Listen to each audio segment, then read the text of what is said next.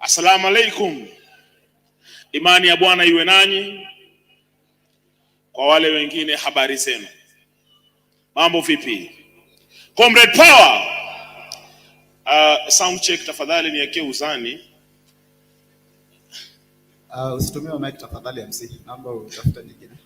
Nipeni mic nyingine basi kwa sababu hizo zenye ziko kwa stand. Okay, it's coming. Just go on.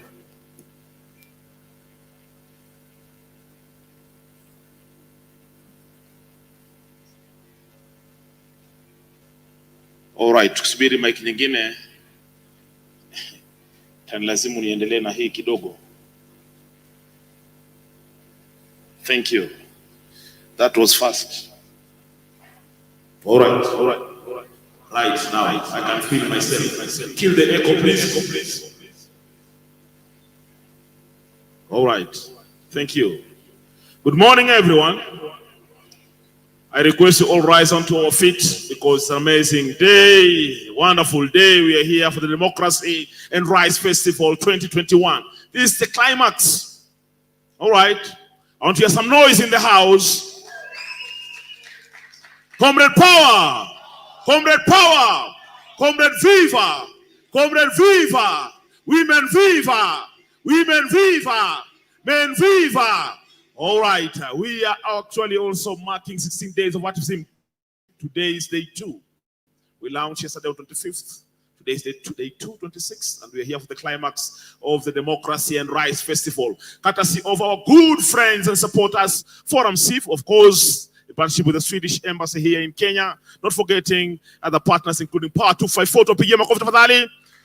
All right, keep on clapping. We have Siasa Place, Wapigie Makofi, keep on clapping. We have Tribeless Youth, Wapigie Makofi, keep on clapping. And last but not least, Creative Spills, Wapigie Makofi. On the media, we have LJ Production, Wapigie Makofi. And I'm here, your host, MC001. Make some noise! All right. Just about now, we want to start this day. Of course, as patriotic Kenyans, we must always respect the country, share some love. Before we sing the national anthem, I want to turn to your neighbor. Jilegeze, turn to your neighbor, please. Turn to your neighbor. Make sure you have a neighbor. Angalia wameanza kuongea, from that time ulikuwa waongei, wamekaa wamenyamaza. Be a good listener, follow instructions. I never said you talk to that neighbor. Just turn to the neighbor. Make sure you face him or her or they face to face. Look them into the eye. Put a smiling face. A morning flying, smiling face. You know, kama umevaa mask, unaona na macho kama una smile, si ndio? Mwambie nakupenda. Nakupenda. I love you. I love you so much. And I'm happy you are here this morning. Tell them it's going to be fire. It's going to be fire, but we won't burn. We are here for peace. Mpatie ka hug bana. Hug that person, please. All right. Take advantage. All right. Super hug. All right. Comrade Power. Comrade Power. Tusome wima DJ wimbo wa taifa, tuende Afrika Mashariki, tuendelee na programu. DJ, attention. We should all sing. DJ.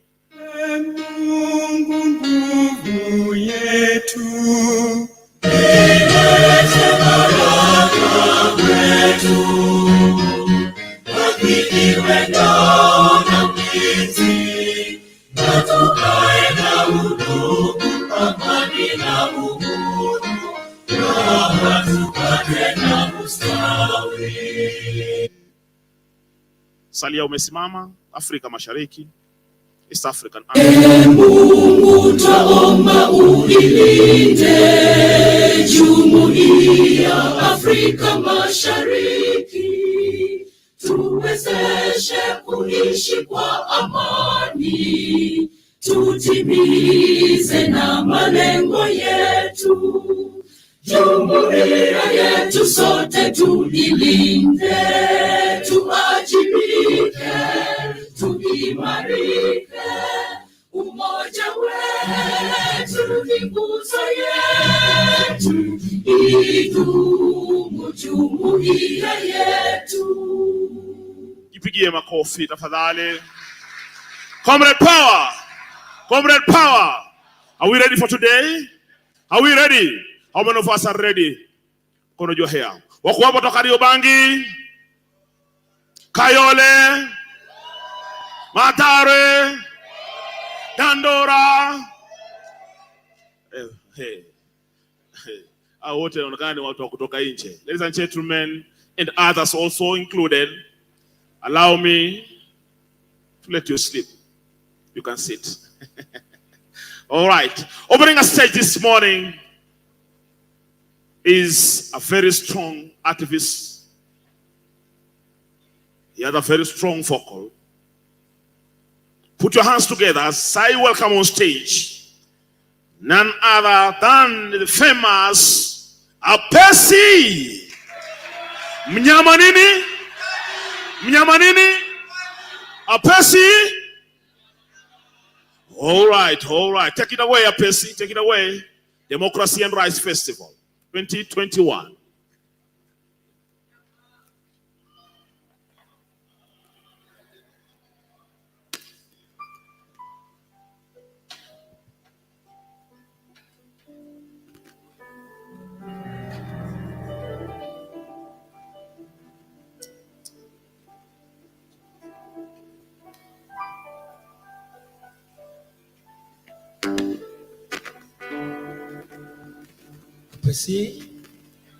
Apesi, mnyama mkali.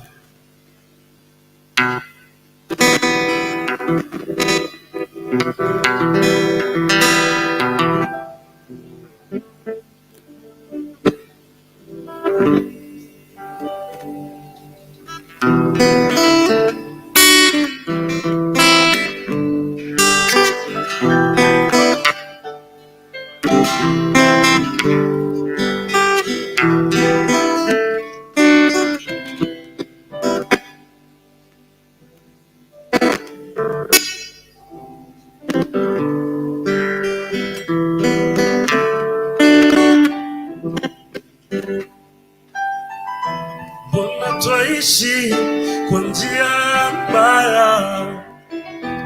Mbona twaishi kwa ugana? Mbona twaishi tukidanganyana? Haifai kuwa namna hii. Hauwezi sikia kwa sauti ya huyu msanii anataka uwe huru. Hauwezi sikia kwa sauti ya huyu mwananchi anataka haki zao. Hauwezi sikia kwa sauti ya hao wananchi wanataka kuwa huru. Afrika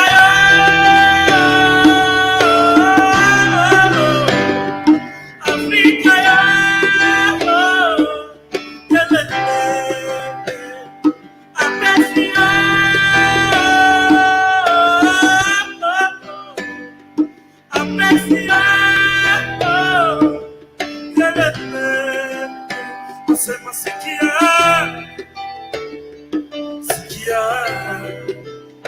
nasema sikia, sikia, nasema sikia, sikia. Dear Mr. President, is it possible for one to commit suicide, then someone else andike his own suicide note like Sergeant Kene? Na tukiawed Githeri man, do we remember Major Serone? Dear Mr. President, atunge kubali hiyo ndege ingie. Ama what's your take? Why take precautions after making careless mistake? Sasa tuna suspend flying in real sense, tunge suspend flights. Dear Mr. President, Do you know the leaders of tomorrow are dying today? Regards to Hakuna, but everyone has something to say. Manifesto Hope Azina, our mothers have resorted to pray. Dear Mr. President, na watoto wa CBC, nani atawafunza hiyo A? Tumechoka. Even Rihanna doesn't want you to stay. Na thieves at night need the government of the day. Dear Mr. President, what means more to you? Is it the word voters or citizens? Na kama unajali hawa farmers, nani atawapea dividends? Na kama unajua wezi nikienda nani, mbona unangoja evidence? Na press conference na people are dying, who cares for the goddamn prominence? Dear Mr. President, mbona mwezi create the same hospital policies for the same hospitals? The only local facility mna imani nayo ni Rili. Wachana na Matzaronga, ufisadi kwa serikali yako ni Z. Dear Mr. President, asante kwa kubuild cities kwa citizens cannot afford. Thank you for appointing leaders in offices the qualified cannot sit in. Dear Mr. President, are you against or for us? Do we elect photographers to clearly leaders have lost focus? Your pretense iko so open, crocodile tears inahitaji intervention ya kitunguu. Vitu kii kwa life zishapoteza meaning, nayo pombe inatumika kutoa lock. Tunyi wote mmeshapoteza kifunguu. Nasema pesa ni shetani, but ni chache mali natoka, wengi mnaipata kimungu. Sikia.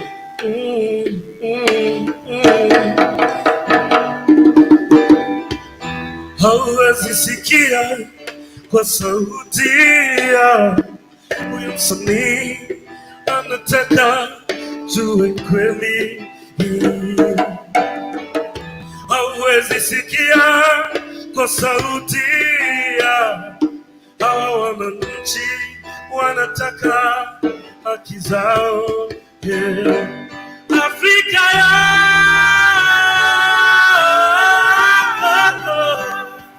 Afrika ya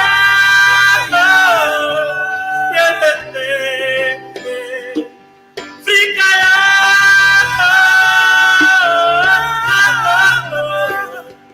Afrika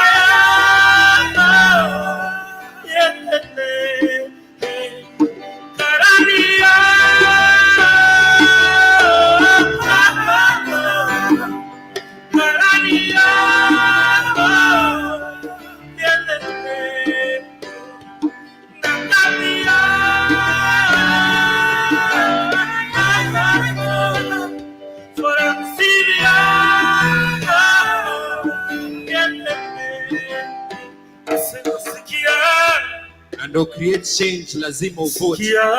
Na ndio uvote ni must tuchukue kura. Nasema time is up. The moment you wanted to elect leaders is here and nothing can stop. My youth watabaki kuwa leaders of tomorrow if you don't register to be the voters of today. Leaders are chosen from God. Haimanishi you stop praying when you start to pray. Nasema time's up. My youth watabaki kuwa the leaders of tomorrow if they don't register to be the voters of today. Sikia. Imeandikwa, nafsi yangu itawajaa. Wana wa kike watatabiri na wa kiume watapata maono.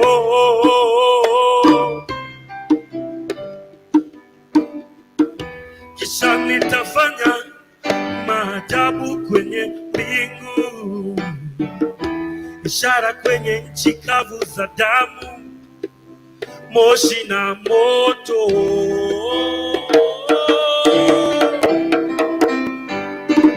Afrika ya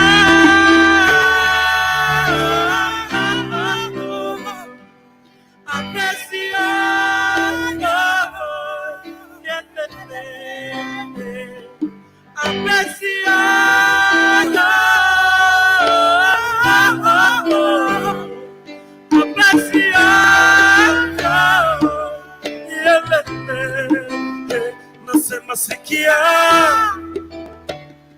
sikia, sikia, nasema sikia, usikia, nasema sikia, sikia, nasema sikia, sikia, hauwezi sikia kwa sauti ya huyu msanii, anataka jue kweli. Hauwezi sikia kwa sauti ya hao wananchi, wanataka haki zao. Thank you so much. All right, all right, all right. Apesio, apesio, yalele. Turudi pale bana, apesi. Wapo makofi ya pesi tafadhali. Keep on clapping, keep on clapping. Apesi. Wanakuita mnyama mkali. Mnyama mkali maana yake nini? Are you killing others? Yule mnyama yote mnadhani mkali ni nafanya what I love with passion. That's mkali. All right. So now Apesi, why this song? You know, wanasikia, wanajua tunahitaji yake. They know that we want our right. They know about mwananchi. Who are they? Who are they? Who are they? The politicians, the system. Let me call it the system. The politicians, the policy makers. Wanajua what mwananchi anahitaji pale, but hawasikii. All right. So it's just telling them that skia bana, there is a voice down there, voices in spaces, you know. Apesi, the Constitution, chapter 1, sovereign power of the people of Kenya and the supremacy of the Constitution gives us all the rights. Why should we talk about they? We have all the power. What is the problem? We have all the powers, but they are the ones who wanna make laws. All right. They're the ones wanna make laws. They're the ones, the police wanna for police service. So there are things we can't do. Tunaweza fanya part yetu, but part zingine it's them to do it. So without kufollow constitution, then wanatumiza sisi. So we kama mwananchi unaweza kuwa unafuata sheria, but at some point yeye afanyi part yake. But it's one thing called public participation. All right. You feel me in the house? Nothing, no policy formulation, no policy amendments should be done without consulting the wananchi to the public participation. All these things are enshrined in the Constitution. Why do you still complain? The law inasema vizuri. As in these things ni vitu zinaonekana, unaona? All right. Like police says is for police force, but ni police service. But what do we get uko ghetto? All right. Police brutality. All right. It means that na wanakuwa trained. These are guys when wanaenda kwa shule wanakuwa trained, the police. At the end of the day wanarudi still the same thing. Nika tunafanya chorus ya police brutality. Manzi wacheni kutuua polisi na bado wanatuua, and surprisingly most of them wana get away free. Unapata ameua kijana pale baada ya free, na tuko na sheria inasema manzi life ya msee ni very important. All right. Ukitake life ya msee there are some consequences. So a message to the young people, those following us online, now that you're marking the climax of the Democracy and Rights Festival 2021 here. What is your message, Apesi? What I can tell the youth, it's a time youth to be part of the politics. Ndio ili tusizidi complain, lazima tukue part of the politics. Lazima tukue part of the change. Tuende tuchukue kura vijana na tupige kura, because you can't say that you didn't vote and unataka good service. No. All right. So lazima we elect good leaders. All right. Si ndio? Makofi kwa Apesi, a round of applause. Pigeni makofi. Thank you, Apesi. Thank you. We love you. Do you love Apesi? Do you love Apesi? Share some love. All right. As we proceed the program, it's going to be fire. Democracy and Rights Festival 2021, courtesy of Forum Civ, together with other partners, including Part 254, Tribeless Youth, Siasa Place, not forgetting Creative Spills, and with support from the Swedish Embassy here in Kenya. Just about now, I want to bring on stage wale watu wa quiz. Are you ready? Watu wa quiz. I want to bring and introduce Alan, the quiz master. Make some noise for Alan Keep on clapping, please. The energy. Keep on clapping. Alan, the Quizmaster.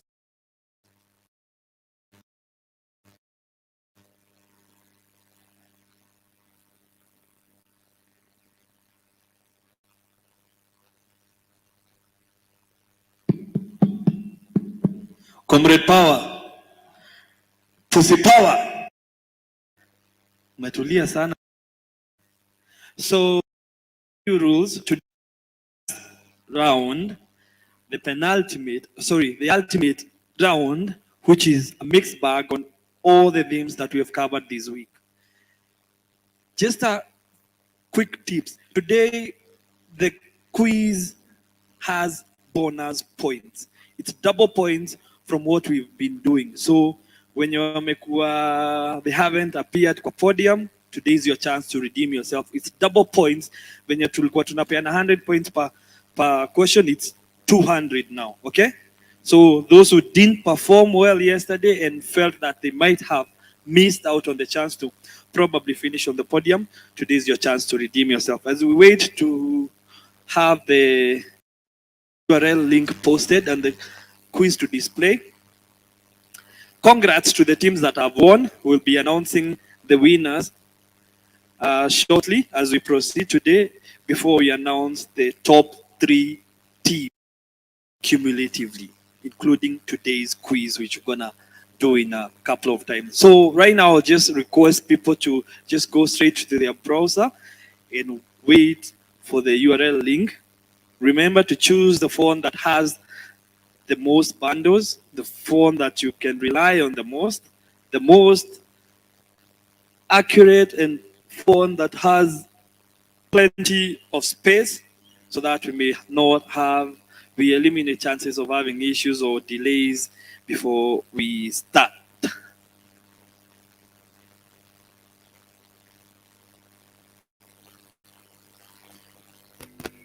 I would like to assume that we've had fun. We've learned quite a bit. The cornerstone of every quiz is learning and gaining new introspective knowledge, new perspectives, challenging what you believed you knew, and ultimately sharing that knowledge with your fellow peers. All right, in a few minutes, we'll be displaying the code, but you can go to your browser and start keying. It's a new link altogether, so you can go to your browser and start keying in www.ahaslides.com/wait for the last bit.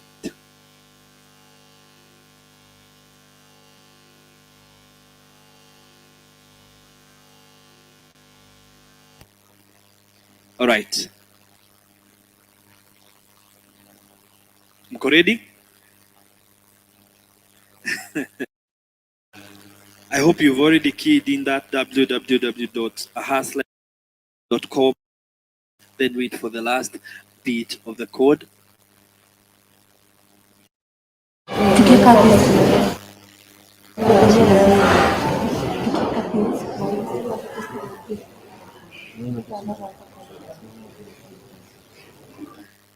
I would like to assume that all the teams that have won the previous rounds are in the building and ready to battle it out with the other winners and the other best performers, as we try and see who will be the ultimate champion of Democracy and Human Rights Festival. As we still wait for the link and for us to have a feed before we run the quiz. Excellent, and we are ready to go.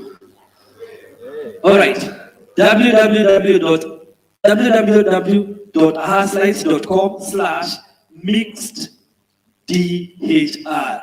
Mixeddhr in caps, MIXEDDHR.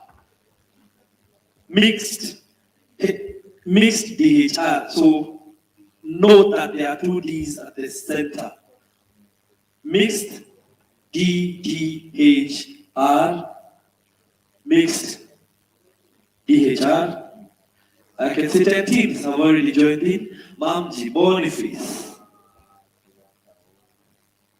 demo already in, and kindly maintain the team names that we've been using all week, because that way we'll be able to ascertain which team has performed and which points to allocate to which team. Right, Wambo, Benson, Kasuti, Agos, Inc., Kennedy, I see you. I see you, Lieutenant. Well done, 18 teams.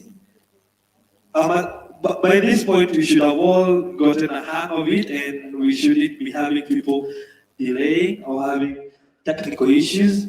To major issues, water. CEO, how many teams are here to join? All right, you have less than 30 seconds. Habakid, just me, winners of yesterday. Let's see how they will do today. Kevin, I see you. Irene, I see you. Tanashati, winners of the first edition on Tuesday. See you too. Millicent, Karibu Sana. Amos, there's Wambo, there's Boniface. Kevin, I see. Continue reacting, continue having fun. We're having 26 teams, 27 and counting. And we start in less than 15 seconds now. All right, you have 15 seconds.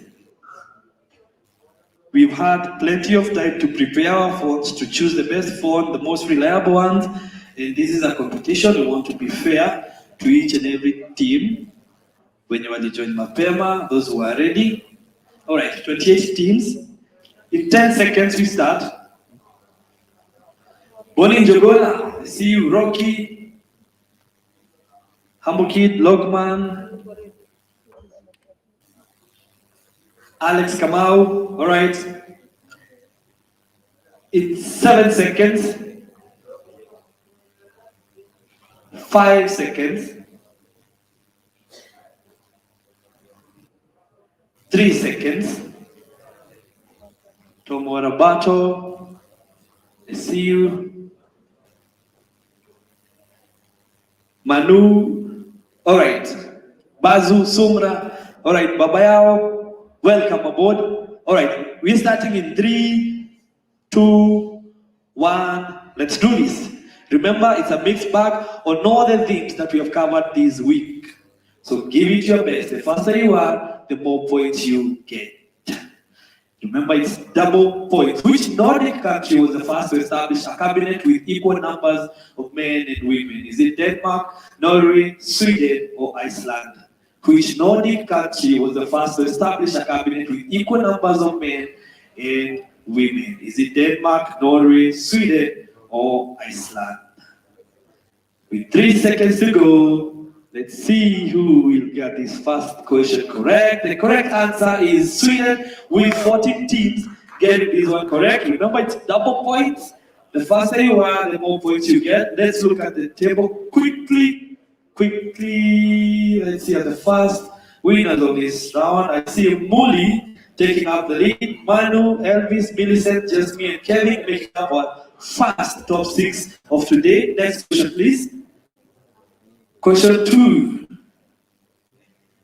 is Binyavanga Wainaina, once included in Times Magazine's most influential people in the world for his writing and activism, won which award in 2002? Did he win the Nobel Prize in Literature, the Pulitzer Prize, the Booker Prize, or the Kane Prize for African Writing? Which of these awards did Binyavanga Wainaina win in 2002? In less than 1 second to go, the correct answer is indeed Kane Prize for African Writing, with 8 teams getting this correct. Well done to the 8 of you. Let's see the table quickly in a flash. Do we have any answers? Tonito, Sumra, Mamji, Demo, Semio, and Boni Njogona are the first top 6 in this second round. Next question, please. Remember, double points. So make good use of this advantage. The Internet's Own Boy is a biographical documentary exploring the life and work of which programming prodigy and information activist? Is this Julian Sand? Is it Aaron Scholz? or Edward Snowden? The internet's own boy is a biographical documentary, exploring the life of which of these three information activists? The correct answer, with the majority of you getting this correct, is Aaron Swartz. For those who watched involving him, kindly make a point to do that. Let's look at the leaderboard quickly. Do we have upsets? Bamji Rising, Simiu, Boni Joguna, Moli, and Benson Kasuti joining Tonito in the first of 6 positions. Next question. Question 4 out of 16 is: The River and the Source and I Swear by Apollo are books of unparalleled vision. Women by which author? Is it Okot P. Bitek, Margaret Ogola, Grace Asanath Bole Odaga? Who wrote The River and the Source and I Swear by Apollo? In less than 3 seconds to go, the correct answer is indeed Margaret Ogola. Majority of you, basically everyone, I can see 23 teams getting this correct. Those who answered, that is the leaderboard, please. Let's see. Simiu trying to usurp and cause an upset. Mamji, Boni, Muli, Bent Kasuti, and Mutana Shati now joins us at 6th position. Next question, please. Question 5 is: Who played the role of Angelina Sarafina's mother in the 1992 hit apartheid film Sarafina? Is it Miriam Makeba, Leleti Khumalo, Whoopi Goldberg, or Somizi Mlongo? Who played the role of Sarafina's mother, which is Angelina, in the 1992 hit apartheid film Sarafina?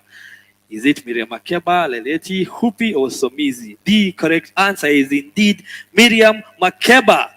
Majority got this one correct. Well done. Let's look at the leaderboard quickly. And still the same players except Tom Marubato joins the foray at 4th. Next question, please. Question 6 is: Which name is given to the system of government where power is divided between the states and the federal government? Is it the federal system? Is it the legislative system? Is it the United Nations or the representative government? Which name is given to the system of government where power is divided between states and the federal government? In less than 5 seconds to go, the correct answer is indeed federal system.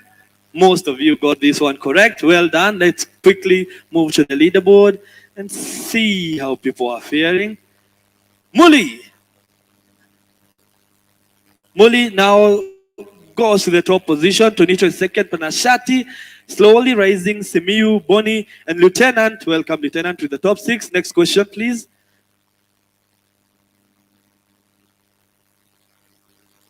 Which country holds the largest single-day election in the world? Which country holds the largest single-day election in the world? A hint: 192 million people voted. The last time they did this, it was in 2019. Is it India? Is it Indonesia, Brazil, or the USA? Which country holds the largest single-day election in the world?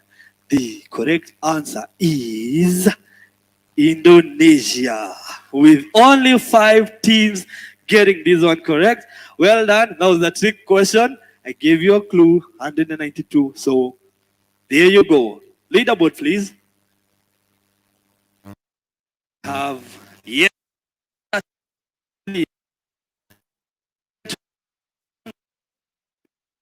Done that as well to the city of 6 of today. Advocate for the nationalist Africa. Is it Algeria or Egypt? a feminist leader and a human rights advocate for equality in which of these countries? It's Algeria, Ghana, Sudan, or Egypt. The correct answer is Egypt. 17 got this correct. Well done. Leaderboard quickly. Tanashati is C maintaining the top position. Kelvin is a new entrant in our top 6 standing. Let's move on to the next question. Look at that photo keenly. Look at that image. Look at that image. Now the question is,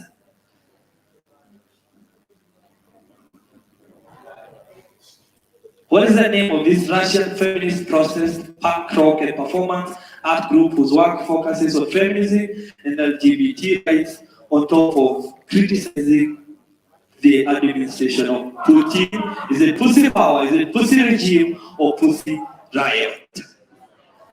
We can see we have other teams or other groups who fight for equality in other countries. The correct answer is Pussy Riot. Make sure you check them out. Maybe we can all learn a thing or two. Thank you. Tanashati still leading. Muli, Benson, just me has joined the top 6. Lieutenant and Tonito still remain. Let's move on to the next question quickly, please. Question 10 is, Ebital Emma Mahmood is a world champion slam poet and activist who uses her talents to highlight the experiences of which marginalized group. Is it the transsexual individuals, people with disabilities, refugees, or people living with HIV? Can give you a clue on this. She's from Sudan. So there you go. She's from Sudan and she uses her talent to highlight the experiences of which marginalized group.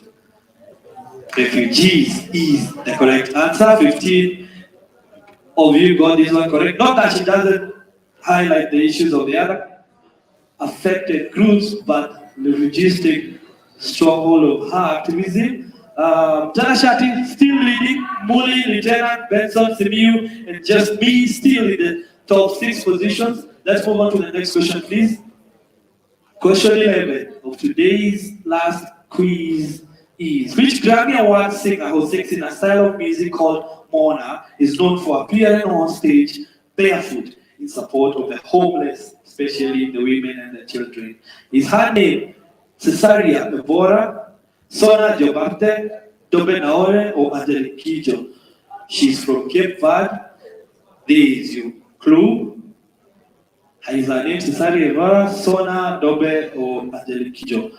Cesaria Ebora is her name. Congrats to the 9 teams who got this correct. Let's move on to the leaderboard quickly. See if we have any changes.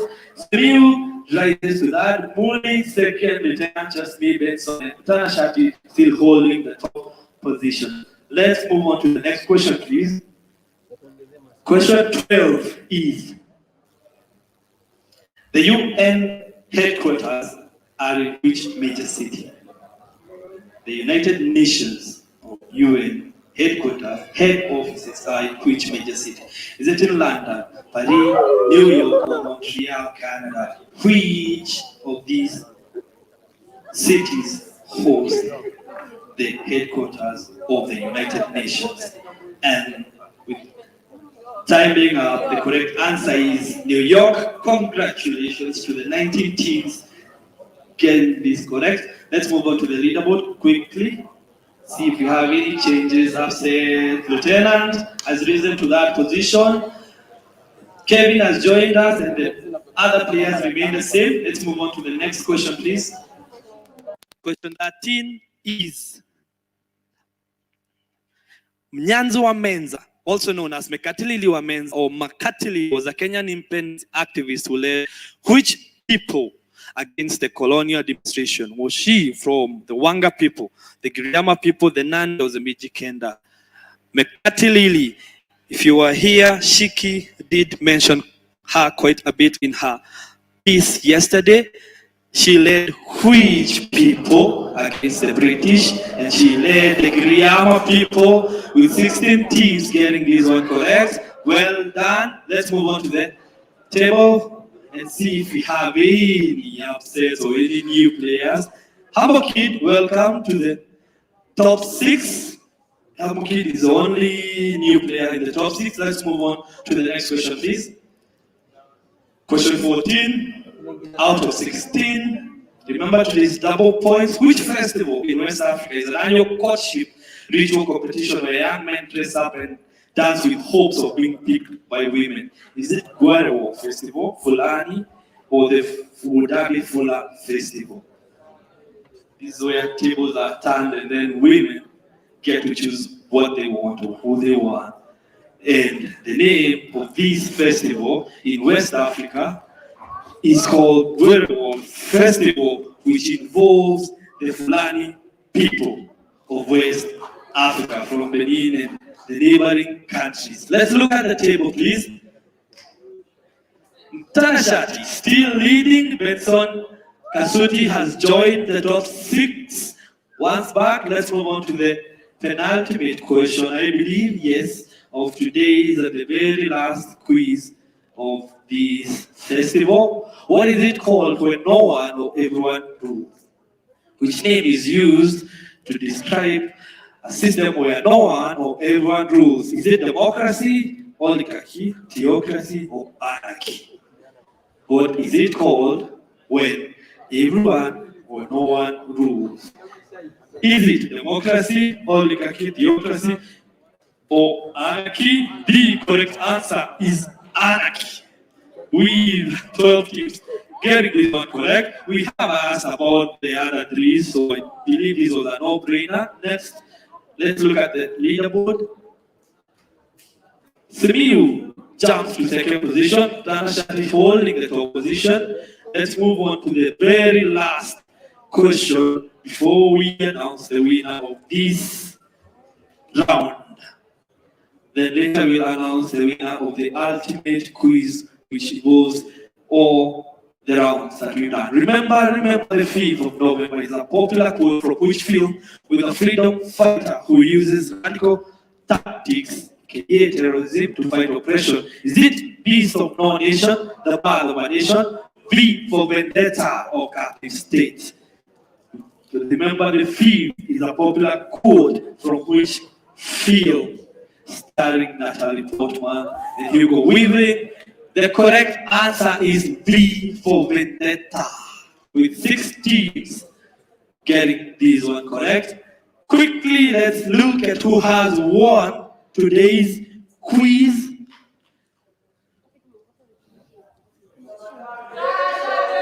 At 6th position, we have Benson Kasuti. Well done. Lieutenant, at 5th position. Just me, who won yesterday, at 4th position.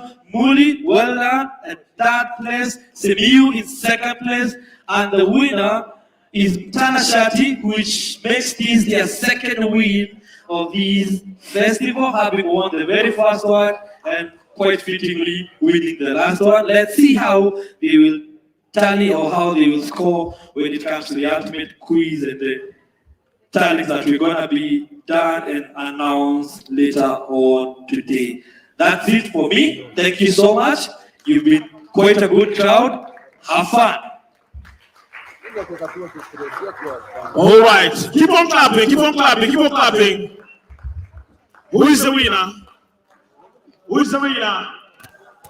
Tanashati. All right. All right.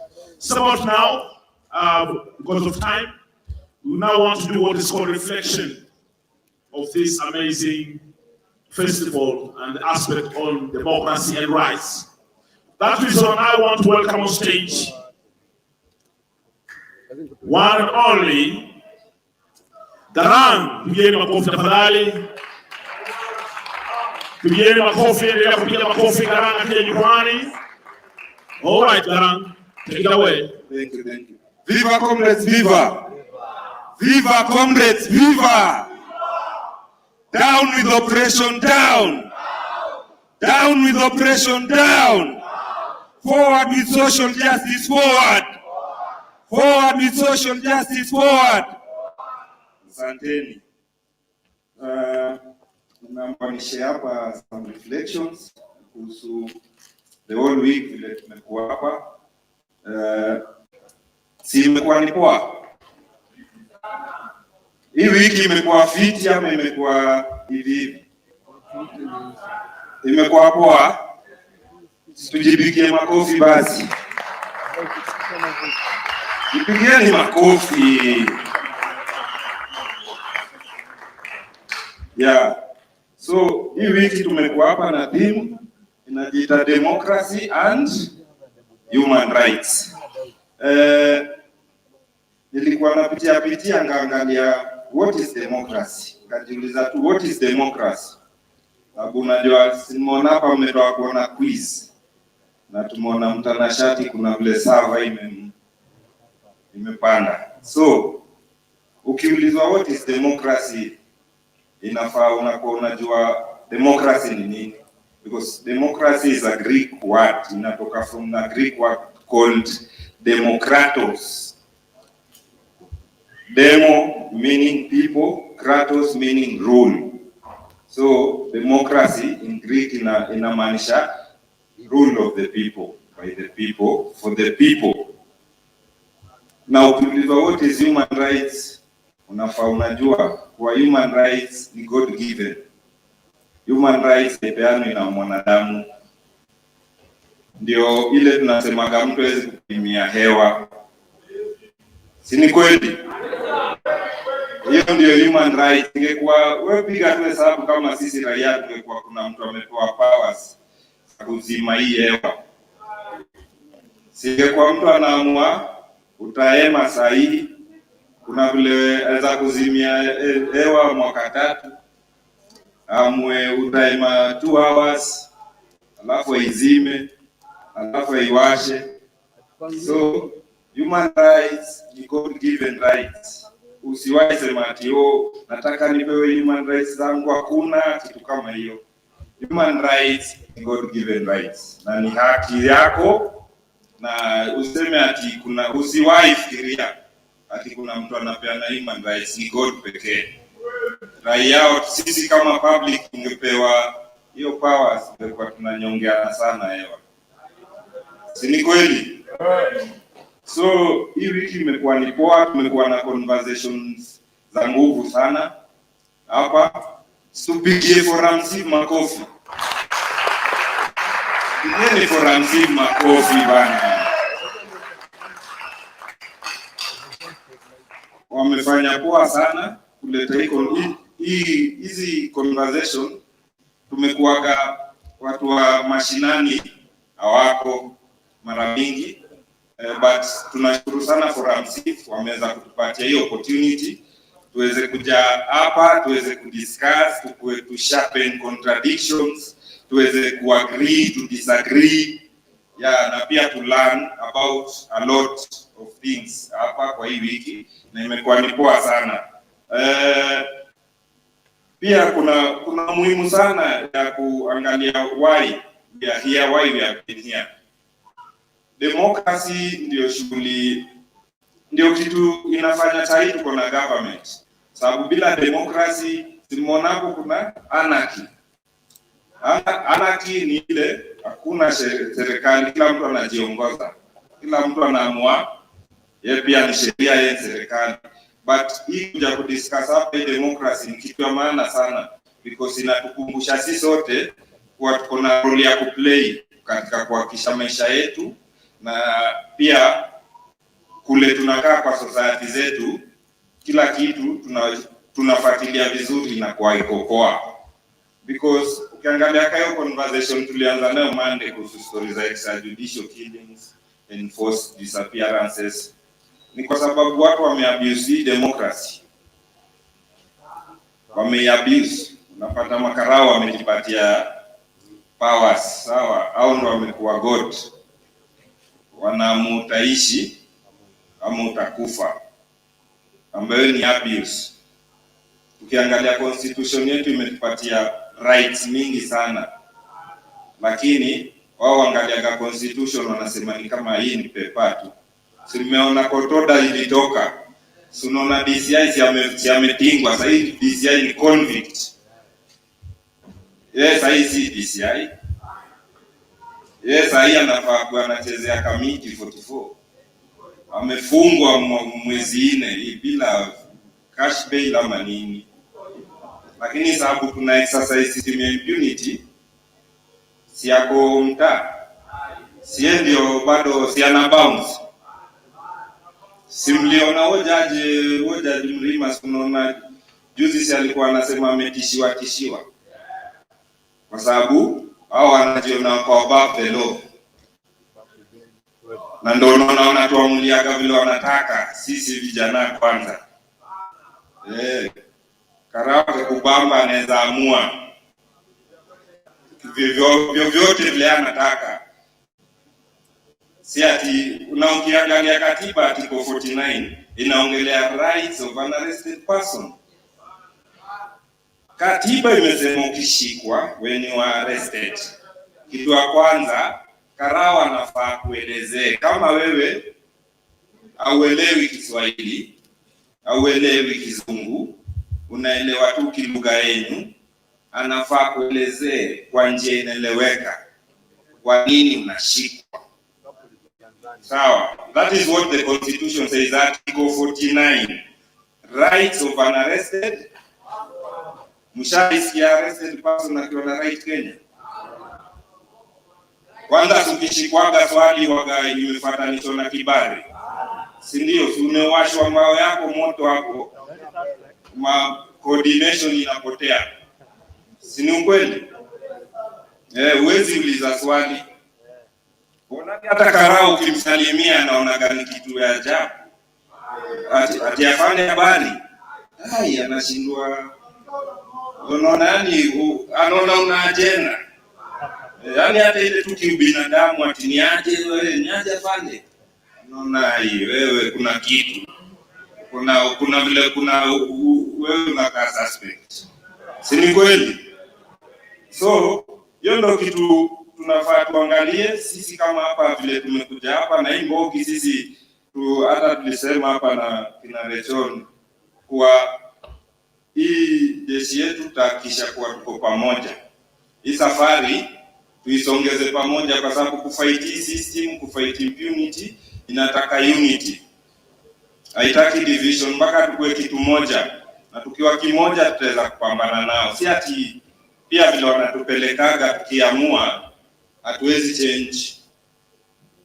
Tukiamua revolution hao watu watatuheshimu.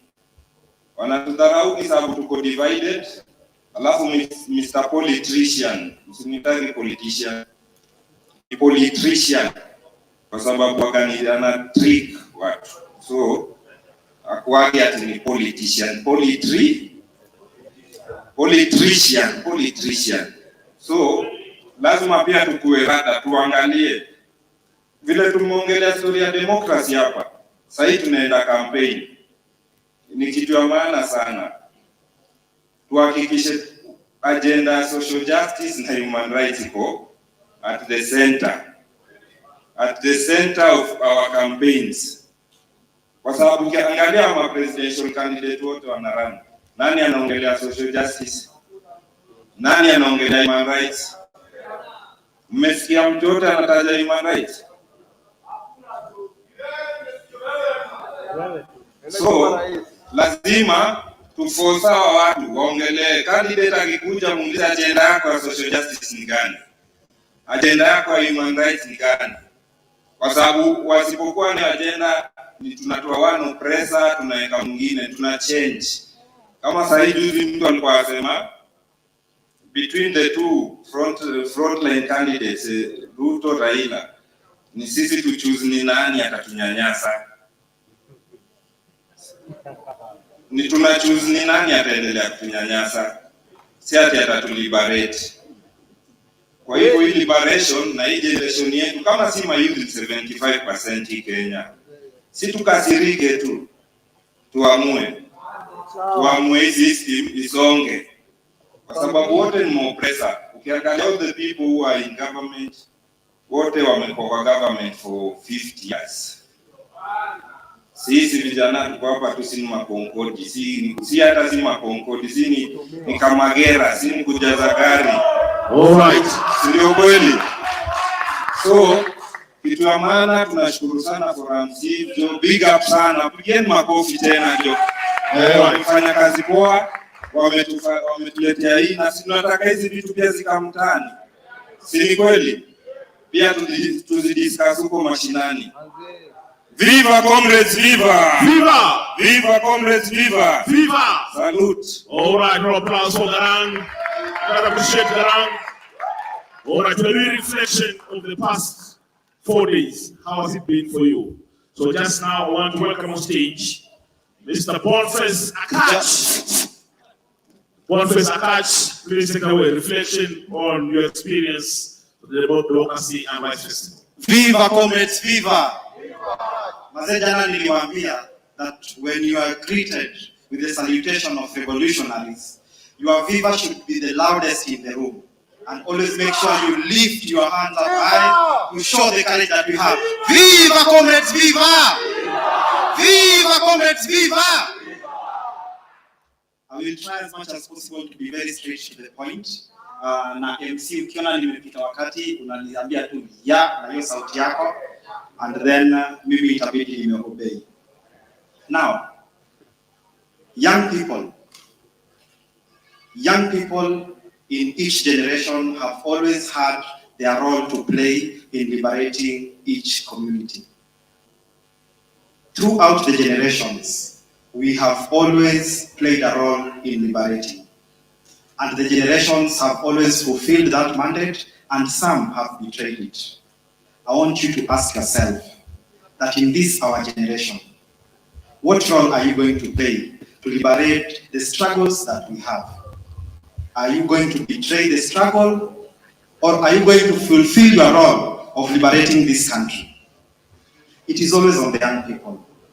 In Kenya, the first struggle was the struggle of independence in 1957 up to when the country got independence. Young people then, led by Dedan Kimathi, a mere teacher who organized his community called Kenya to fight for the liberation of Kenya until we got independence. He was in his 30s. The second liberation that we went through was the liberation of this country from a one-state dictatorship. The young people then stood up and liberated this country until up to now, we still enjoy the gains of multipartyism. Then the young people of that time took up the third struggle. And the third struggle was to give this country a new constitution. They went in the streets and ensured that right now we have a new constitution. What is the struggle of our generation? Do you know what the struggle of our generation is? The struggle is to give back power to the people. Our struggle is to give back power back to the people. Please, choose whether you want to fulfill this struggle or you want to betray it. I really want to appreciate Forum Civ because this space has given us an opportunity to amplify our voices. Like my comrade said, our voice has always been ignored, and it has never been loud enough to influence some of the policies that we have. Thank you so much, Forum Civ. A very important conversation that caught my attention was on Tuesday around the state of debt and the high cost of living. As young people, we have a lot to pay for the mistakes that the current regime is making. Just yesterday, news came out that China has taken up the Ugandan airport, Entebbe, because walienda hapo, and then they helped in repairing the airport, and then the terms of the loans have now made them to acquire that airport. Entebbe is the only airport in Uganda, and it is not very far from home. It is less than a day's travel to reach Uganda. Ukiona jirani wako ananyolewa, If you see your neighbor being shaved, my friend, know that you're next online. Look at the sectors that China has chosen to support and finance. Look at the gains vis-a-vis the cost implications. Look at these terms of loans. One of the terms says that the government cannot disclose what they agreed on how to repay to us, common wananchi. We have seen how these policies have even affected a very important economy like the economy of Mombasa. It is sad that up to now, the same techniques that was being used to conquer Africa and colonize us is still being used now.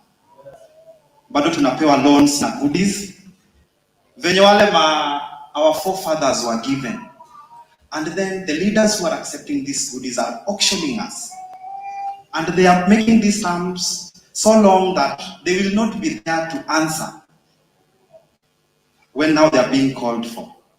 As young people, we have to stand firm and put forward our voice and address such effects that are affecting our daily lives. Our children will pay. We should not hand over this to our generation, our future generations. 2, I come from Kisumu, and I spoke yesterday about police brutality. And I said that Kisumu is a community that has suffered the cycle of violence for more than half a century. Mnaona ile vita ya KANU na KADU in 1957 as we were heading to the elections. That battle was violently fought in Kisumu, and people died. Anytime there was any assassination, in 1964, the assassination of Pio Gama Pinto, in 1969, assassination of Tom Mboya, 1975, assassination of J.M. Kariuki, and I can call them Ngala, Ofafa Jericho, Micho Obala. Every time there were these assassinations, people in Kisumu got out to protest. And just like we saw in the elections, police came out with the full force of the law, and they were killing people, slaughtering and massacring. Every time we have had a constitutional crisis in this country, the fight for independence, the fight for independence, the fight for constitution, the fight for multipartism. Every time we have had that, people have been protesting in Kisumu and they have been shot. Every time we have had elections, the cycle has been every 5 years. People have been dying, and young people are not spared. Baby Pendo was just 7 months old. And even the old. Maze, we must come up and start addressing the cycle of violence. Because this has always been used. All right. This has always been used to target young people. Na sisi ndio tunasuffer. Whenever there is violence, the police and security apparatus will come to us young people. And after your violence ikishaisha, what the headlines will always say is youths who are throwing stones, youths who are kicking ballots, youths looted. We take a blame as a generation for a crime that they don't even statistics to prove for. I wish I could go on. All right. Please allow me to just say thank you so much for our seat. Round of applause. Thank you so much. Round of applause. You have. We wish we had time. Money, we have a whole pack for you. We wish we had time. We would have listened for over 4 hours. It's amazing speakers. We have no time today, so we have to give everyone a chance. I bring on stage in another great speaker. It's about reflection on what you have carried during this year's festival. I welcome on stage Rachel Mwikali. Some 3 minutes, Rachel. Good morning. So for me, I'm not going to give a lecture or a workshop. I'll just give directly the reflection. First is to acknowledge that there's been representation from different community and different diversity. There's been also like resource, both intellectual and both also the human resource for the 5 days that we've been here. And we have already seen in terms of even the way we have been working. There's been also like results, if you ask me, and And when I say results in terms of learning, we have been to those sessions that there was a lot of happening contradiction. Even myself asking myself, I have certain biasness. But the good thing also that I've realized in the past few days that has come also through, that we have had a space that we have globalized our struggle and localized hope in this room. We have been in a space where we are very also close to a police station that one of the liberator women called Modoni Nyanjiro was assassinated because of coming to protest to defend Arithuku. The reason why I'm relating to this story is to know that we are not enemy of each other, but we are comrades and we need to be tolerant with each other. And we need to be in a point where we need also to be kind with each other. We have realized that most of us are going through tough times in our own way after the pandemic. But the takeaway for me in this room is that youth, we are not violent. Youth have shown leadership.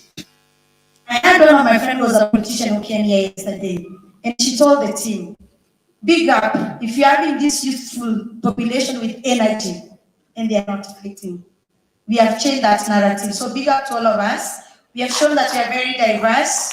We have shown that also we are leaders in our own space, in our own rights. We have shown that we can also localize and put the human rights agenda in our different spaces. We have shown also with the representation from Sweden that there is global solidarity amongst ourselves. So for me, we are heading to election.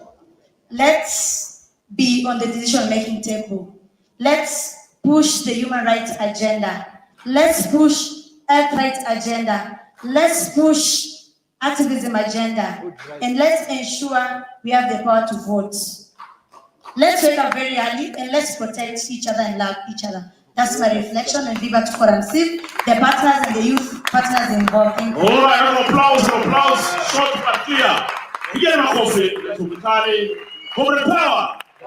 Comrade Power. Just about now, I want to bring on stage great performance, activists, very sustainable push for social change and social accountability. Join me welcoming on stage two great artists, Cici Babu and Ribian. Take it away.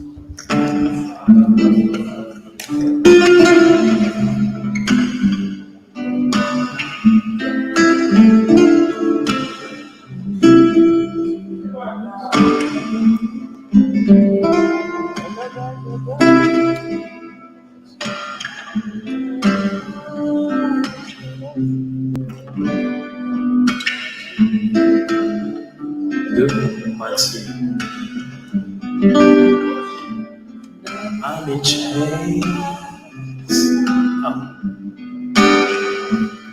I'm in chains. You're in chains too. Our uniforms, but you wear uniforms too. I'm a prisoner. You're a prisoner too, Mr. Taylor. I have fears, you have fears too. I will die, yourself will die too. Life is beautiful now, don't you think so too, Mr. Taylor? I'm I'm talking to you, jailer. Stop calling me a prisoner. Let you be without sin, be the first to cast the stone. Mr. Jailer, Mr. Jailer, Mr. Jailer.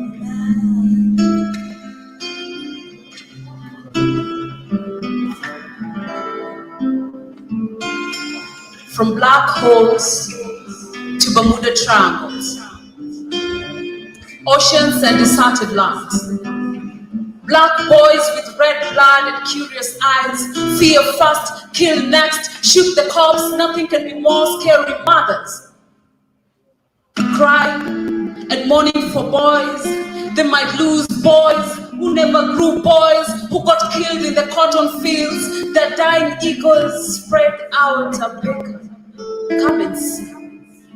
Years after tendering to cotton, they still ain't white enough, they can never be long hair.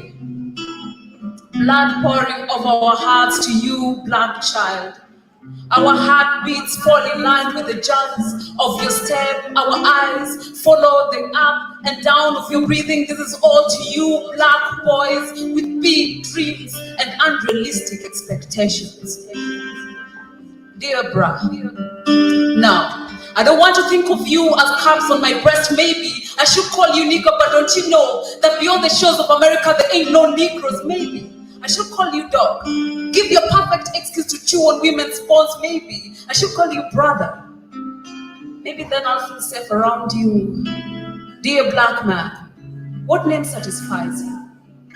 What fits you into the best box, dear black boy? What dreams rail you in, dear black boy? What parts of you move better? Does your title hang around your neck like a dog's collar so that you're a better pet to your master, dear black boy? Do you bark his name and smell his compliments? Dear Marcus, Dennis, and Dan, do you need cleansing from this black order and these black tax? Does your English name kill this devil of a black name, dear black boy? Does it write in your bodies? Are you okay, dear black boy? Do they let you breathe? Does the mask fit well? Do they let you breathe, dear black boy? Maybe you've been taught how to hard first, patriarchy, a long noose around your neck. Can you breathe these words you said, dear black boy? Can you see the patriarchal guns gained on your back? Can you feel this trigger on you and the white hands holding the pet chain, dear black boy? Can you hear the last breaths of Kintu Kinte in the syllables of your name? Your mother's smile, a reflection of your power, her bloody path of freedom, dear black boy. You are growing into inferiority validation, a long price tag around a neck that will never be enough, dear black boy. You are enough, not because I say so, but because you've always been, dear black boy. You are enough. Can't you see the synchrony of your being, dear black boy? You can stand out of the crowd, but wait, you don't need a crowd. You are a legion. You are an army. You are enough. Stop running, dear black boy. Stop running the dogs. They stop chasing you as the one we've been taught into fear, dear black boy. You are being taught into fear, dear black boy. Breathe. Stop running. You are black. You are black, and black is enough, dear black boy. Big dreams and unrealistic expectations. You are as good as you think, as you are. I'm talking to you. Stop calling me a prisoner. Let will be without seeing me be the first. Cast the stone, Mr. Jailer. Mr. Jailer.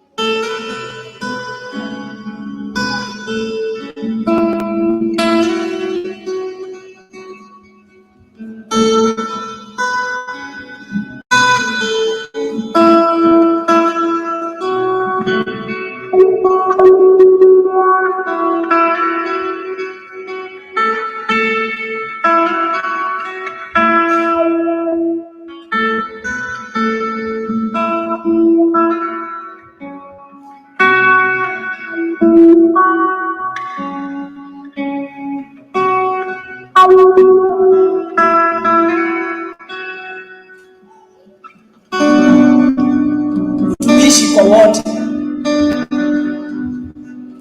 Bombo clat. Utumishi si kwa wote. Utumishi ni kwa wachache wanaka kitu mkono mtupu wa ulambi. Utumishi ni kwa wale wana vitambi na sio kwa wale hutumia stove. Utumishi is for the gated community and not the ghetto community. Na nilijua mkono wa serikali ni refu utaimilia kama my brother 650 mchangani. Because alikuwa na vafali. Na anatembea na group fulani. That was after Gava kudeclare kuna enough bullets kulinda raia maybe. That's why power limeminiwa 7 kunyamazishwa. Moment of silence. Ni rahisi sana polisi kukufanya cops because in this land risasi ndio law, gun ndio judge na shoot to kill ndio sentence order. And since dead men don't talk, even the case you were cut short for lack of evidence. Law ni kwa wale wanapenda scandals, ni kwa wale wanaweza afford the tribunal. Law ni kwa wale wataiba 30 billion na watoke na bail ya million, alafu niambie sheria ni msumeno. Bombo clat. Kama ni msumeno mbona inakata sana walala hodi? Mbona mama mboga ndiye atazika mtoi ati ni stray bullet imemwaye? Mbona watu wa Kibera, Mathare na Mkuru kwa Njenga ndio watabomolewa manyumba ati barabara imetiapo? Mbona mnyonge atalipa tax na mheshimiwa hepe tax? Mbona mtu ana kakiti ndio lazima alamshane kakitu kupata wax? Ati chika ujui mtu anajua mtu important. Job opportunity itakuwa blanda. Usijasikia rights wambatana na payroll. Sota ndio joint si yangu yako.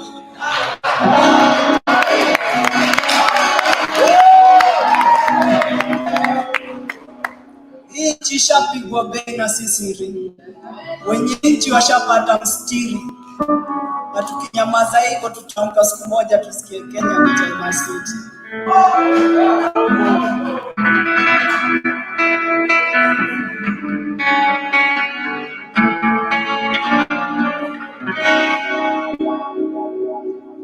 Thank you.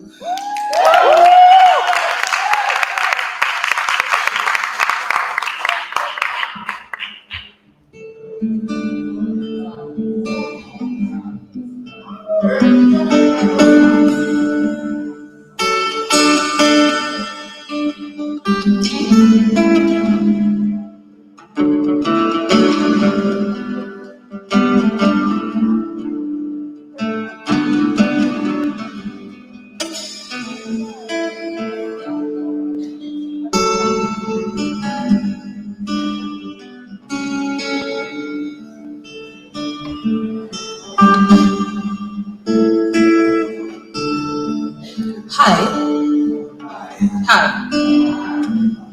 My name is Sisi Babu. And I kind of know things I have no business knowing. Like, I know how to wash blood off white clothes. How to cover black eyes with makeup without it caking up.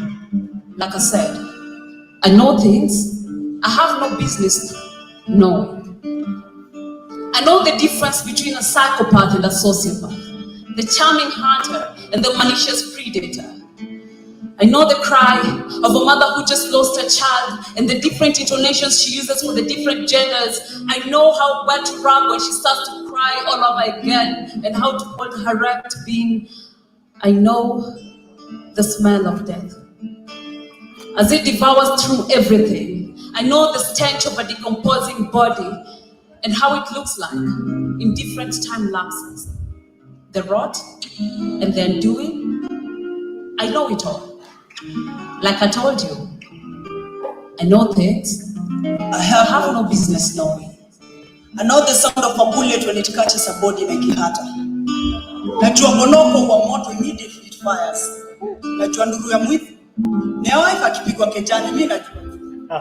I know the ingredients of making a good changa.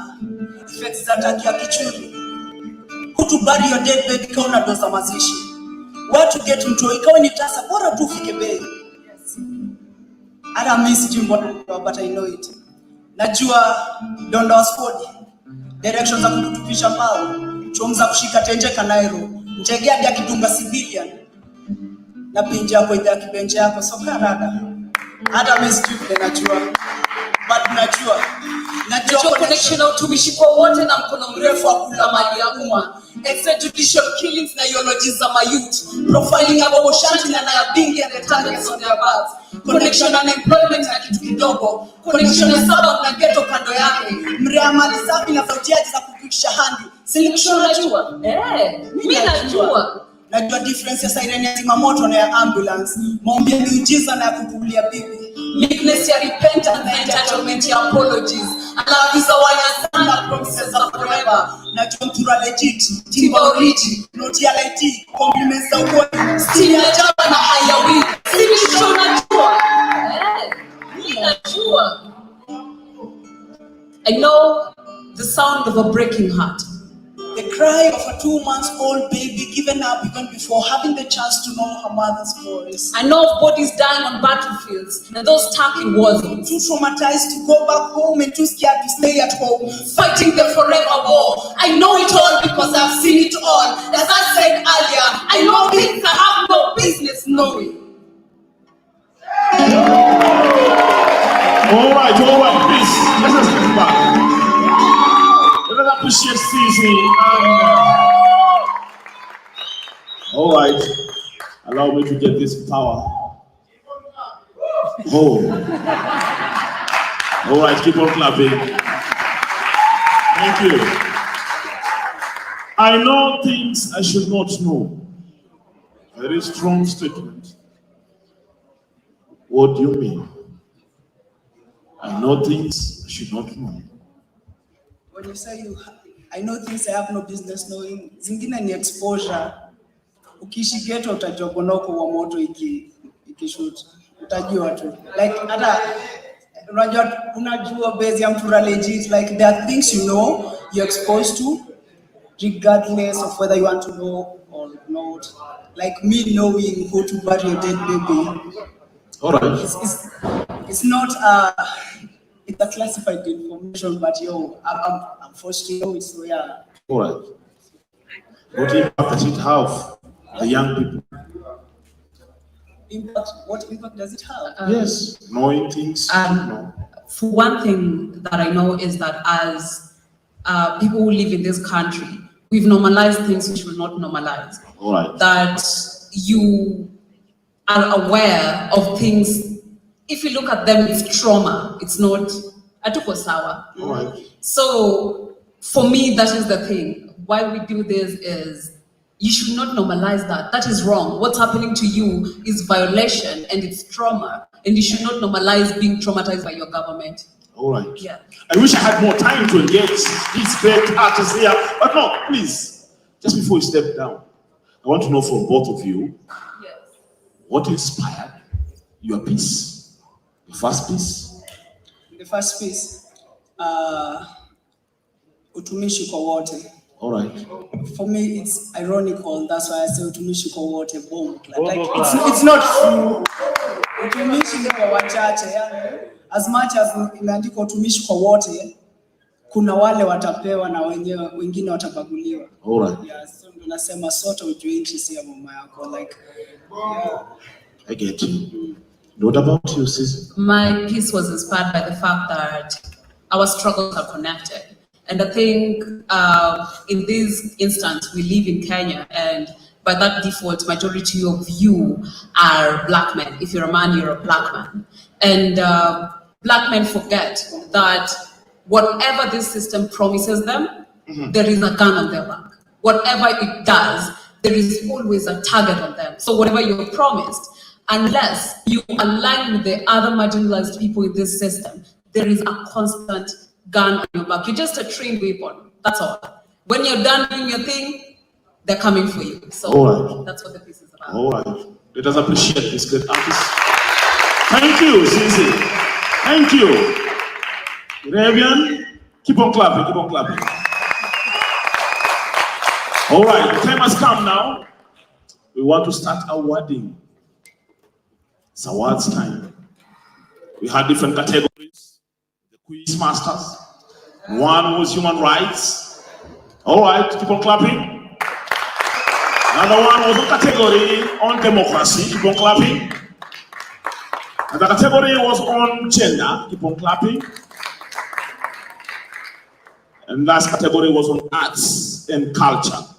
So now it's about now, we want to award the category on human rights, and hereby take this opportunity and pleasure to welcome on stage the regional manager for MCV, one and only Jackson Obawe. Keep on clapping. All right, comrade power, comrade power, comrade love. All right.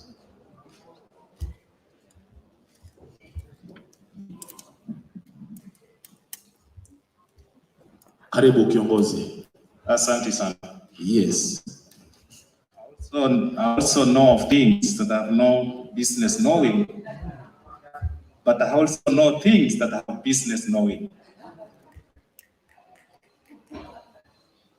I hope you've gotten the difference. There are things that I know that I should really know, and one of the things that I know, the young people here who are fighting for their rights, human rights. They have put their best effort. They have put their lives on the line to be able to push for these universal rights to the greater population of this country. So I want the opportunity to appreciate the work that is being done by Forum C of recognizing young people, young talents, from all walks of life, informal settlements, in major parts of this city and other towns, give them a platform to be able to advocate for the fundamental human rights. A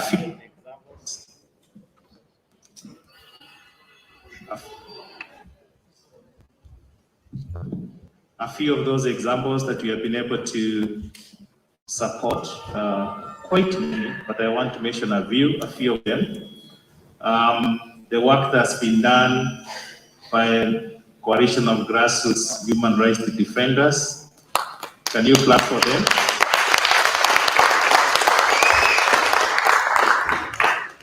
We have also been able to support the work being done in the coast. I'm just mentioning a few. This Master of Ceremony seated standing next to me here, Manyata Youth Entertainment, CBO.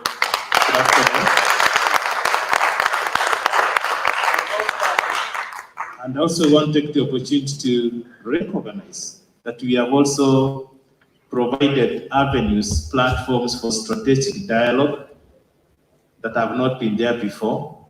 Last year, we were able to launch Activism Challenge Awards, and we have winners who are also, in the course of the year, done amazing work.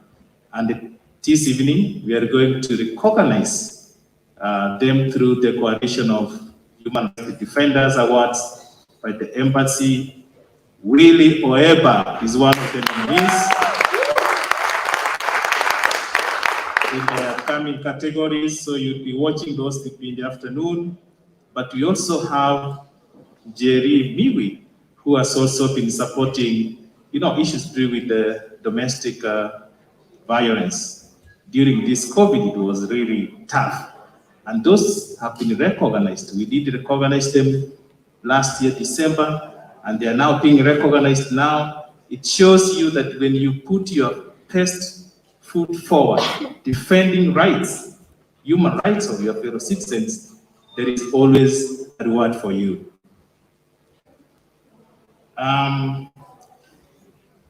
The aspect of catalytic support for change, in the sense that we don't have a lot of money as Forum CIV that we are able to give everyone.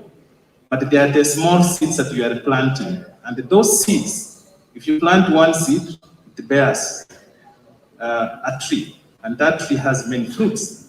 And that is the essence of giving catalytic support. And then there will be additional support to those partners. And we are able to experience that. So as we fight for and support the cause of defending human rights in this country, I want to emphasize that change starts from you, change starts from me, and if we want to change this one, we have to change ourselves and be positive thinkers. And with that, now that we have the category here who have successfully, through the competition, you know, when you are number one, you have to be very careful, because to be number one, they say it's very easy, right? The problem is to maintain that position, isn't it? Each and every one of us has a potential of taking that particular position. But I know it was not an individual, it was a team effort. That signifies even the work of defending human rights can never be won by an individual. We must come together as a team, strategic partners, to be able to get that moral support and in solidarity together, so that we are able to win. And I want now to take the opportunity to pass to him to welcome them on stage. All right. Now here we have an award that is going straight to none other than Dominic. Begin makofi tafadhali, Dominic. Keep on clapping. We're going to explain why. Dominic, is Dominic in the house? Team Dominic? Team Dominic are not here. Walishindana alafu kaingia meeting. All right.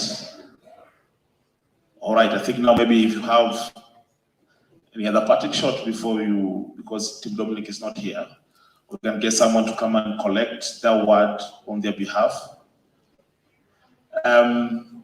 Team Stage Manager, yes, please, on the behalf of Team Dominic, receive the award. Pigeni makofi tafadhali Team Dominic. Pigeni makofi, put a smiling face to the camera so it can be seen. Don't forget us online. We are awarding the quiz winners. Category Human Rights. Thank you, thank you. Thank you so much, and may you take that token of appreciation to use it for the right purpose of defending human rights in this country. Thank you so much. All right, thank you, thank you. That was the regional manager Forum CIV. Thank you so much, Jackson Obare. Pigeni makofi tafadhali. And now, warming up the stage again. We want to bring some fire on stage. Say fire. Fire. Say fire. Fire. Comrade Power. Power. Yes, nominated for the human rights category. Mentioned just here by the regional manager, Jackson Obare. Put your hands together as I bring on stage this great activist, Willie Oweba. Keep on clapping, keep on clapping.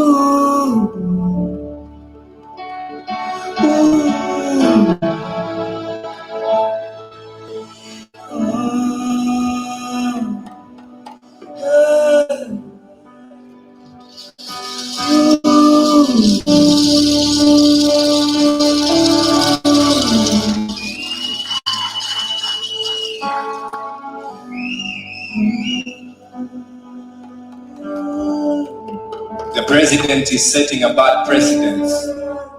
The first two letters stands for PR to the residents. Government ministries zimekuwa retirement schemes na paupers, taxes no dividends. Uhuru maliza uende. We cannot afford a Patek Philippe on your wrist when you clearly don't have our time. Ni nani atatuokoa? Kwa nchi violation of the constitution doesn't look like a crime. Let me be ironic. If I say this truth with no hold bars, sihitaji kurhyme. If you think this is deep, then the living standard in this country can get way too low.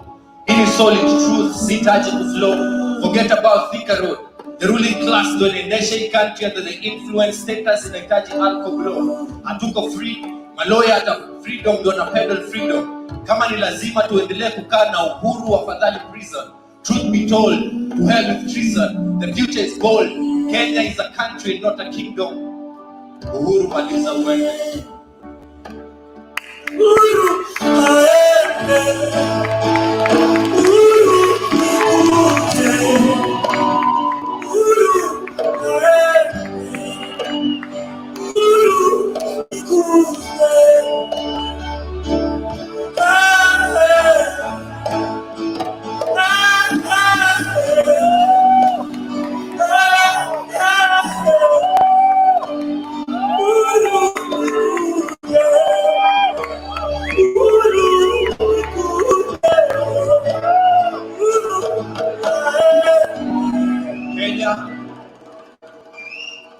Wakenya wamekuwa maskwota kwa shamba ya Kenyatta since 1963. Na Twitter imepea vijana kazi kushinda 10-year term ya serikali ya Jubilee. Freedom is not given. You know what it takes to be free. Kwa nchi the eyes have it, kwa nchi only the hearts can see. Na kabla unite fellow Kenyan, you have to know how depressing it is to be me. Kwa society, kids die every day. In their defense, the police always have something to say. Forget about the money. To spend so much time kwa barabara zilitengenezwa 3 times their normal cost anyway. The same SUVs bought by taxpayers' money are given away. For the same roads, matatu and the police checks have to pay. The constitution is a living document. Moment of silence. Because the ruling class is dead. Morally. Na government ni a lip service. Nini itashinda wa Kenya kwa excel? Orally, other than to find new ways za kututasa, hakuna Kenya tunafanya kwa hizo maofisi. Even the elephant in the room ina task. Na the Jomos wako na the lion's share. Kenya, presidency ni a game ya founding fathers and sons. Simanishi ile ya kubasi. Hope mko aware. Uhuru maliza uende. Because during your reign, my youth wamekuwa one gunshot away from being a hashtag. Talk is cheap. Citizens cannot buy that trash. Because wako $1 away from the poverty line, ABC ndio iko na price tag. Our mothers wako one demolition away from kulala njaa to kulala nje. Makanga ako always one police stop away from kulose another fidget. There's nothing to smile about when I know I am one gunshot away from being a statistic. Na degree ni karatasi tu. Right now, to put food on my mama's table, I have to be sarcastic. Kenya, life ni short na uhitaji kinyasa. Na promises na bank account ya mwananchi iko empty kushinda promises za mwanasiasa. The president is talented in the act ya contempt of court. The law is very clear, but his conscience is not.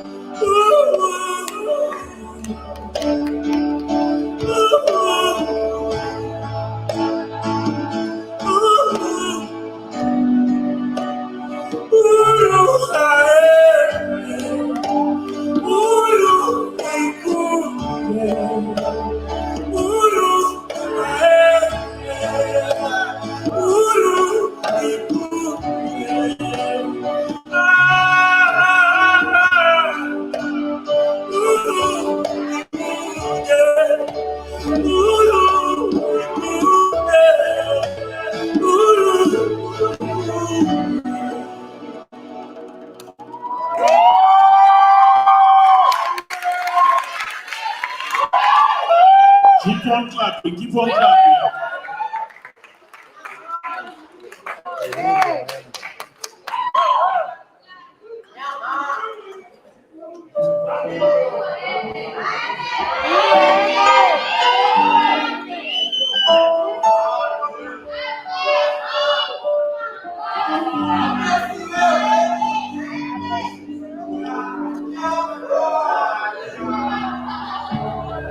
So it's that time vijana ifunguke macho, si ndio?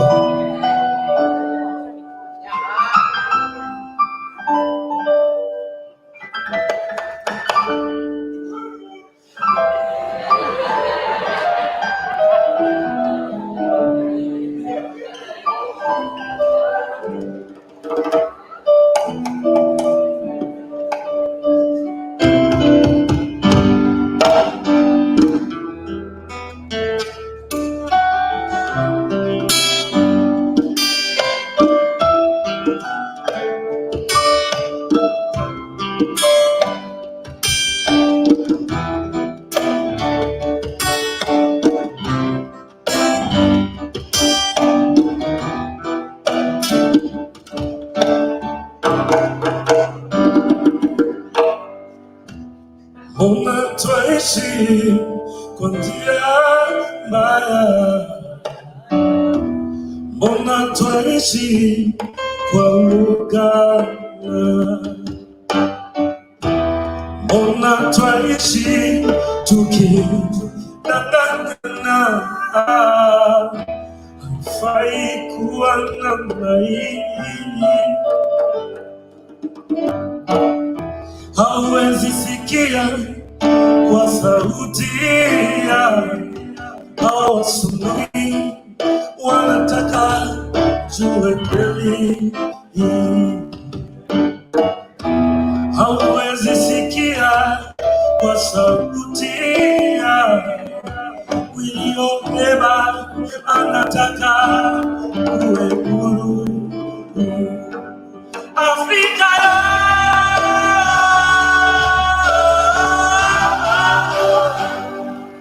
Africa,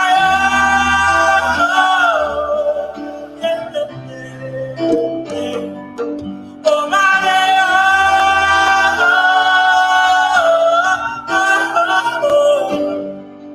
oh Maria,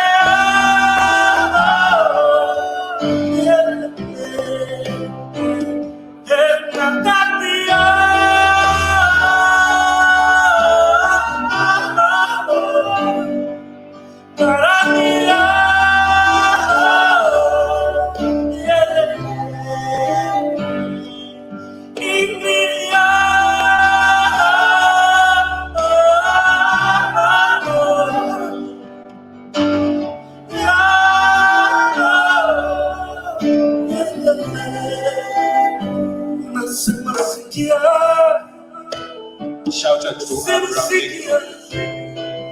Shout out to Malcolm X. Shout out to JF Kennedy. Shout out to Anika. Shout out to Ingrid. Shout out to you all. Because all racists are colorblind, including all the women that I date. They see I'm black, but still want to see my true colors. But today I will teach you all the art of color. You see this is white, but this is black. Outer bright. You call me dark skin, but I am lightweight. My tongue is heavy, so my words don't come out lightly. They discriminate me because of my skin tone. Now that I speak the truth, they even hate my voice tone. Even these short people look down upon me and wonder how tall are the things they look up to. But our grandparents also sleeping at the same time. Martin Luther had a dream, then their dreams were carried away by bed bugs. So unlike Martin Luther, well, I close my eyes to have a dream. That way I can see the future. Because I think my hands are much bigger to carry more than the future holds for you all. So you can all have my hands to hold your thoughts. Now that you have my hands, I hold nothing against you except this mic. So talk, Mike, talk. Tell them the sky's no limit because you're also moonwalk. Jackson, that this life ain't fighting you under point. Either weather, either June or Mayweather. None can quack you because you can stand from hand and Dwayne Johnson. Tyson, tell them the inverse of Formula 1 is one formula: practice beats talent. Because if the Reverend Martin Luther King Jr. and Malcolm X were white, probably they will still be alive.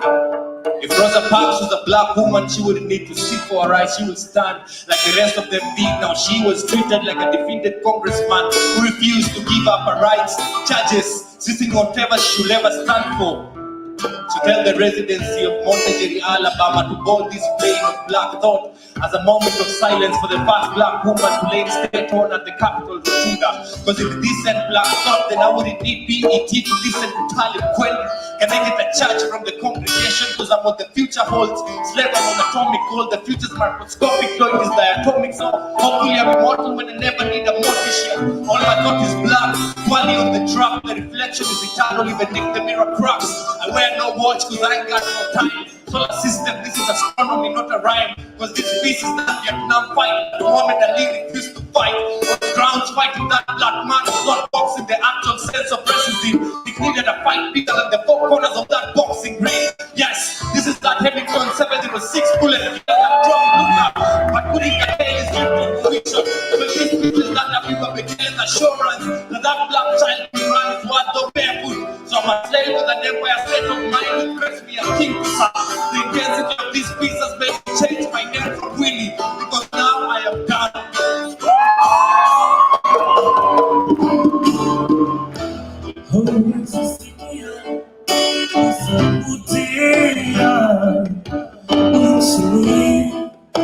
Nataka ujue kweli,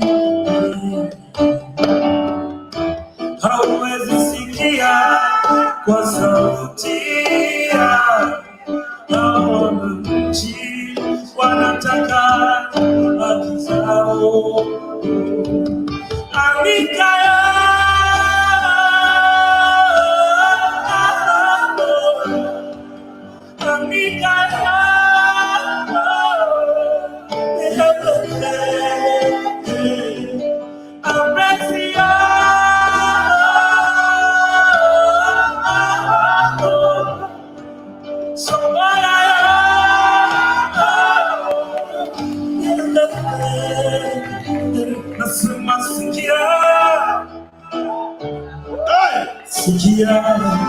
Sikia, nasema sikia, sikia, sikia, sikia, nasema sikia, sikia, sikia, sikia, nakatia,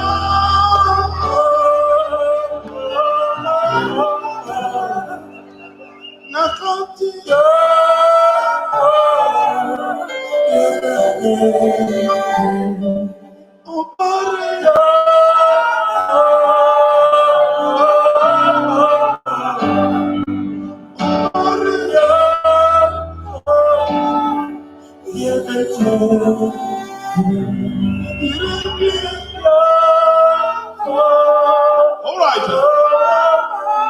All right, where is this guy? Willie Oyeba, please come here. Round of applause, round of applause. Go begin our coffee. Willie Oyeba, step up, step up, step up. Let's applaud for Willie Oyeba. Man, congratulations. Thank you. Bwana, Asante. you are rising so fast. Amen. See the urembo ni nini? Shout out to Forum CIB. Give it up for Forum CIB. All right. So you know, I'm from Nakuru. Watu wa Nakuru wako wapi ndani ya nyumba? Yeah. So I met the awesome team for MCAV in Nakuru. They had come for Voices in Spaces, grassroots. Then I met an awesome gentleman.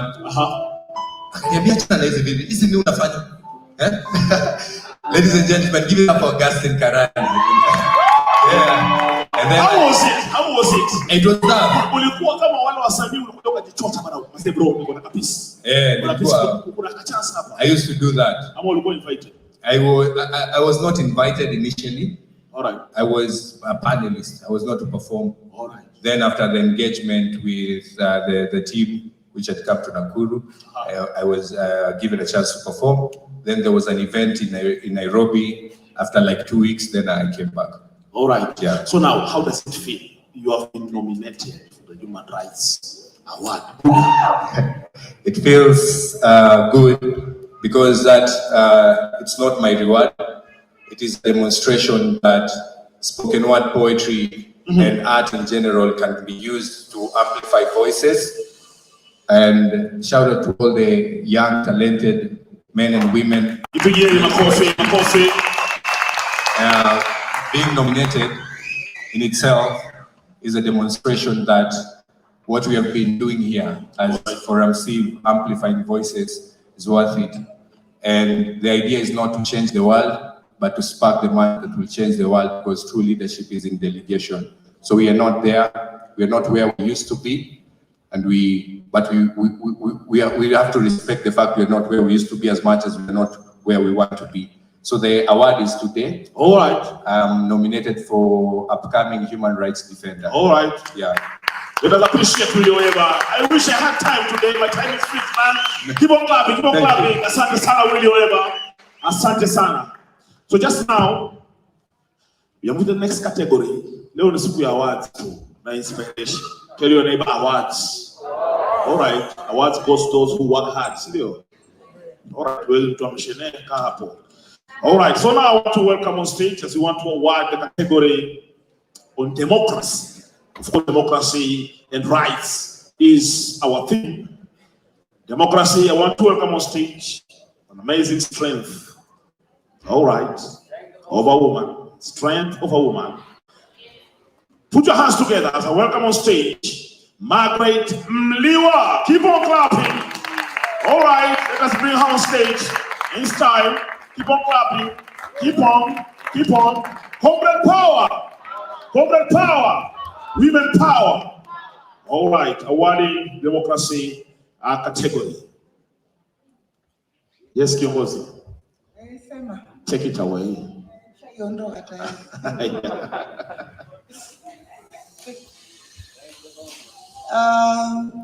Kama mlivyoelezewa, jina langu ni Margaret Mliwa, natokea shirika la Ford Foundation, and I am here to support all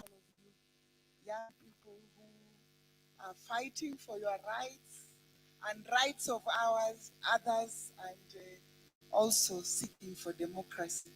I want to take this opportunity to thank Forum Civ. This is amazing.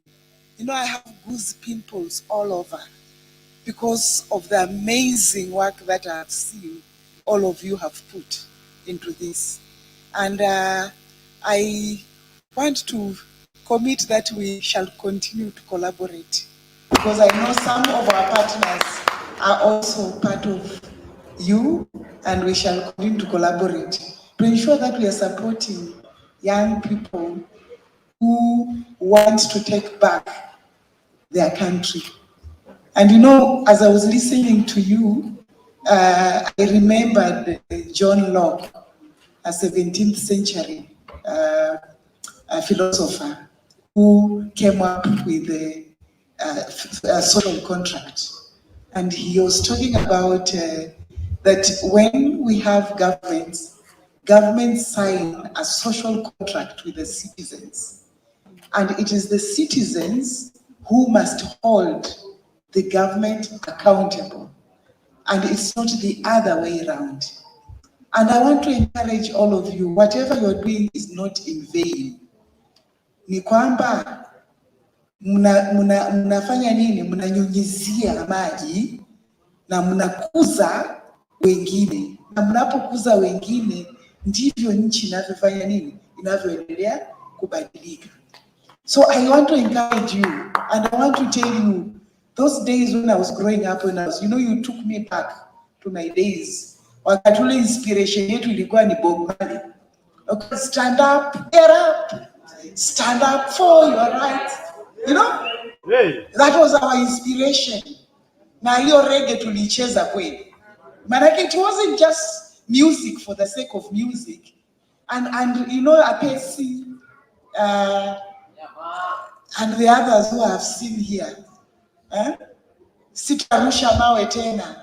I've also seen Sitarusha mawe tena around. Yeah? Power 254, Tribeless Youth, nimewaona hapa. And you see that for me is really an inspiration. And Ford Foundation, our mission is to support individuals, ideas, and institutions that fight barriers of inequality. Yeah, and even as you continue doing this work, I want you to remember that you are not alone. You have many other people behind you supporting you. And I want to encourage you that accountability also starts with us. One of my friends was telling me recently, she was with her son, na walikuwa katika gari, na katika gari hilo walikuwa wanazungumzia mwanawe kuhusu nini? Uwajibikaji. Anamwambia kwamba lazima uwajibike. You must not be corrupt, you must not give bribes. And then they were stopped by a police.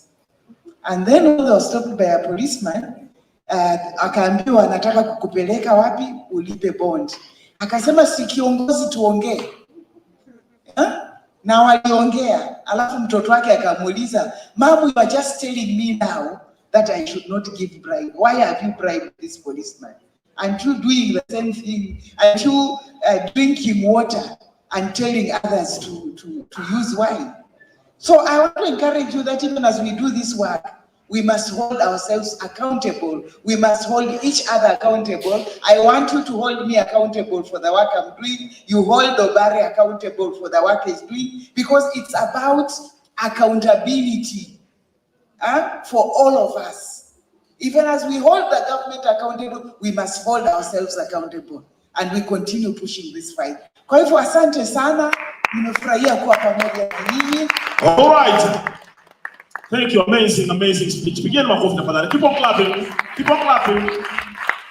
From Ford Foundation. Keep on clapping, please. Asante sana. Thank you for coming. Now, you have all the pleasure and honor to award the winner of the democracy category. Ladies and gentlemen, plus others in the house, join me in appreciating and welcoming the winner for the democracy category. Put your hands together for Red Vest. What a name, Red Vest. I can see some red coming. All right, keep on clapping. Comrades power. Sijaona uso mwekundu. So this is my pleasure to give the democracy award to Red Vest. Jamani, pigeni makofi kwa mko hivi. Mko na kafiri. Congratulations. Isn't it beautiful to have beautiful young women and a gentleman doing this for getting a democracy award? All right. Yeah. Without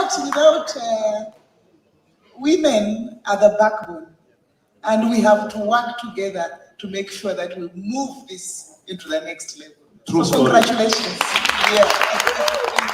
Congratulations. Asante, asante. Congratulations to you too. True story, and I was there. Pigeni makofi tafadhali. Keep on clapping. All right. Tunaenda teke kwa teke leo. Back to back. Now allow me to welcome on stage another great performer, great artist. We have MPs, who we call MPs. But this is an MP that uses art to transform change in the society. Put your hands together for mbunge aliyeparara.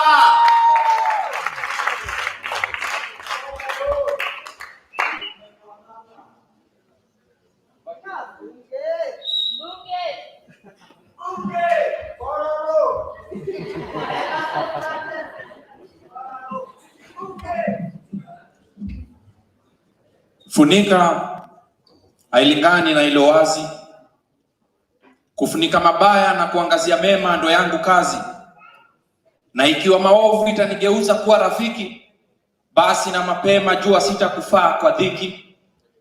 Mazuri yalishaandikwa juu ya Kenya na maovu yake nimeamua siyaandiki. So sitaandika. Sitaandika juu vile mtamnyima kura juu yesi walenu kabila. Sitaandika juu vile wewe ulimwaga food na jirani amelala bila. Sitaandika vile nyinyi huo oppress women na early marriage na tohara mkisingizia mila. Sitaandika juu ya secrets and lies. Secrets and lies za viongozi wenye instead of kuhudumia wa Kenya wao spend time wakijipamba kwa viongozi. Juu ya fathers walikuwa na pupa ya kuzalisha but hawakuwa ready kulisha. Juu ya head teacher alimisinterpret advice na mawaidha na akafunza huyo pupil masturbation kama life skill ya maisha. Juu huyo mama mlevi mtuma Koinange karo ili ya Rais Karo. Sitaandika reasons. Reasons mbona mayouth hawahudumii serikali wanamiliki bunduki na hata wenye si Masai wamejiami kwa mkuki, na reason huyo landlord aliwakomboisha keja na alijua ni mamluki. Sitaandika juu ya squatters. Squatters walipatiwa fupi ilani na private developer. Vile aliwaangalia usoni kisha akawapa notice. Akawaambia wahame ama waongeze kodi juu walikuwa na order koti, na vile men in blue walilipwa taumeni kama blue of Ujereuters magoti kama two thieves walosulubiwa na mtoto wa Sagodi. Wanaume ndo walinzi wa wanawake but yao nimeamua sitaandika. Reason being ni wao wenye wako responsible kwa kumlinda ndo walimvua na kumrarulia rinda kisingizio ati alijibu salamu kana ringa. So peace ni kama dira chora taswira. Kila wiki najua info leaks na mtatumia rununu kusambaza hiyo fununu. So hata usiniulize juu ya unsolved murders, juu hata info nikiwapa proper mtaitreat ni kama imeganda. So usiniulize juu ya huko kwa list ya watu no more hawayuko, waliongeza Robert huko. Kesi yenye complainant ako present kotini lakini mshtakiwa hayuko. Gunshots, lifeless body na gunpowder ndo order itagonga kwa hiyo akili ya familia as they grow older. Vile ilikuwa imezimwa na ilipowakishwa stima watoto waligeuka yatima. So sitaandika juu assassinated human activists na maloya kina Tom Mboya. Sitaandika vile serikali walidance karaoke after falling of JM karaoke. Sitaandika vile madhe alitapeliwa na pandre dhahabu na almasi na kushow masi. Sitaandika vile akihukumiwa alisort kuomoka na akaondokea kuokoka na vile investment yake park ni ya Golden Park. So sitaandika vile aliona damu imtoshi wakamuongezea mercury na wakamtag matiba juu after that atahitaji zaidi ya tiba. Sitaandika. Nitaandika tu ile day kumtukana njaa imempokonya flesh akabaki boni hadi kwa face ata realize yeye na mayouth wenzake ndo wako na power ya kuleta change kwa hii 254 mbunge.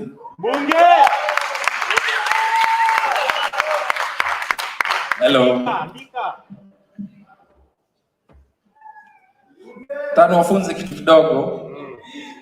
Nikisema rhyme before rhyme rhymes you, unasema chana mistari kabla mistari ja kuchana. Sawa? Tujaribu energy kidogo. Rhyme before rhyme rhymes you. Rhyme before rhyme rhymes you. Yeah. Let's see. Bunge.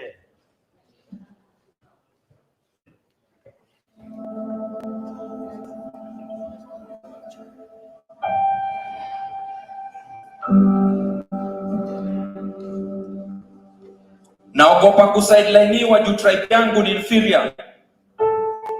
Na consequences ya hatred ilianzishwa na mababu, effects zimenifikia. Sahi naishi in fear, uhai si guaranteed na peaceful survival na hofia. What the future holds ni brush na blood imereplace paint kuproduce pictures za kuogofya. Producing a masterpiece of a people so divided. Wana delight kwa vifo. Pata reaction ya nderemo na vifijo times tribalism imoverride treason kwa kipimo. Marry from another na hiyo ni treason.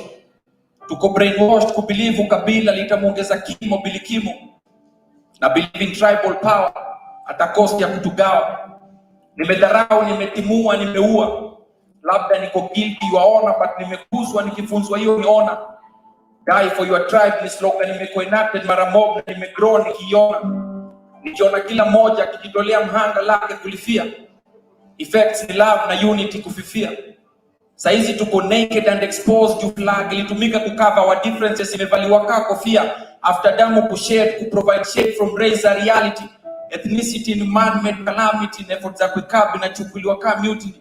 Love in this tribal city ni vanity, leaders wakidonate weapons for charity. Cast yetu for blood imefanya vision yetu kwa blood, hakuna clarity. Focus on Kenya. Patriotism ni illusion. We are living a lie, a folk resolution, a Kenya of Kenyans for Kenyans by Kenyans, iko championed by a ghost revolution. Na ni so sad. Ni so sad that tribe yangu, the reason life yangu iko in danger. Na kanisa iko funded na state kukakimia wakishuhudia kinyume ya teachings ya aliyezaliwa Komenja. Ni emergency, piga 999 na fund ni mteja. Uniform, bunduki, risasi, yamekomboshon short term kandarasi. Kenya ni dom, so karibu ndani ushuhudie hii sarakasi. Sarakasi ya hard heavy kwa ndani ya mwili ya youth, ako pepa waitia karatasi. Kwa hii kesi sheria ikati kote, si msumeno ni makasi. Heartbeat ikibishana na pesi ya karao, wamekalia farasi, ndo juu extrajudicial si fallacy. But wenye wako safe wana defend killings wakitumia blame, but am I to blame? Chuki juu ya tribe na wakilisha. Marginalized juu majority wameadapt mentality ya Hitler. Ruling sides tu ndo wako na haki ya wanaharakati. A state gone rogue na agents wako trigger happy, raha tupati pata waje na ustawi. Hujuma ikifanywa kwa ustadi na vitu machozi vikitumika kuliwaza majonzi. Justice inapatikana kwa uhaba, lakini bado nalimbika. Bado nalimbika, limbikizo ni kihopwande nalihua. Chuki ndio mchanga kimeingia kitumbua, lakini bado tunadimbua. Hatua baada ya hatua tunarudi kwa mtego tulikuwa tumejinasua, pretending that tofauti zetu tulishatatua. But wale nauliza ni lini? Ni lini Kenya itakuwa safe for my kind? Ni lini Kenya itakuwa safe for your kind? Ni lini Kenya itakuwa safe for all kind? Bunge. All right, keep on clapping, keep on clapping. Thank you. That's amazing. Comrade power. Comrade power. Comrade power. So just about now, we'll be joined by an amazing person, all the way from Senegal, joining us virtually. And also this reminds us that we are live online. Democracy and Rights Festival 2021. Courtesy of Forum C, wapigeni makofi tafadhali. It's amazing. The Swedish Embassy in Kenya, pigeni makofi. Power 254, Siasa Place. All right. The amazing person is already online with us.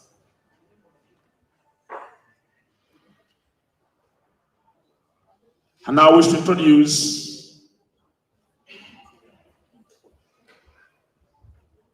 the Akamba Gassama, all the way from Senegal. Can you hear me? Very well. Can you hear me?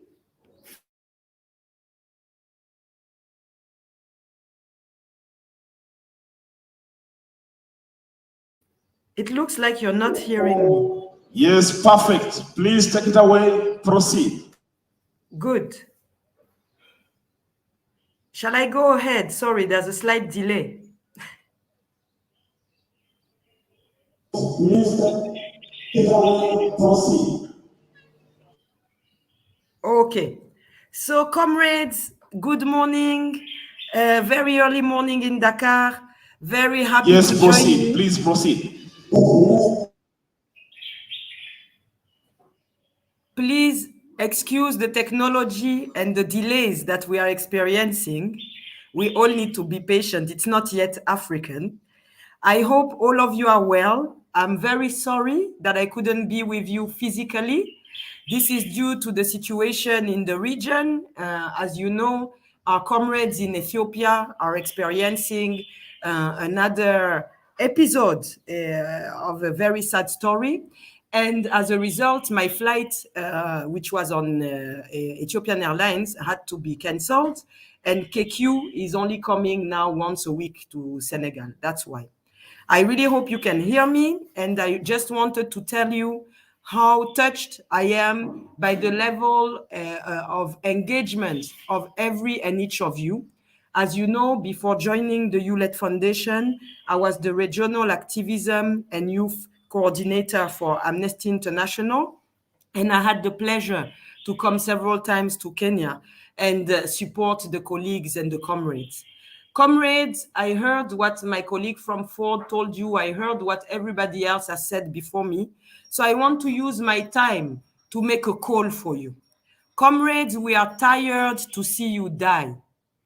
Dying is not part of the revolution. What we want to see is you age, become very old, and transmit to your grandchildren this rage for justice, this rage for equality.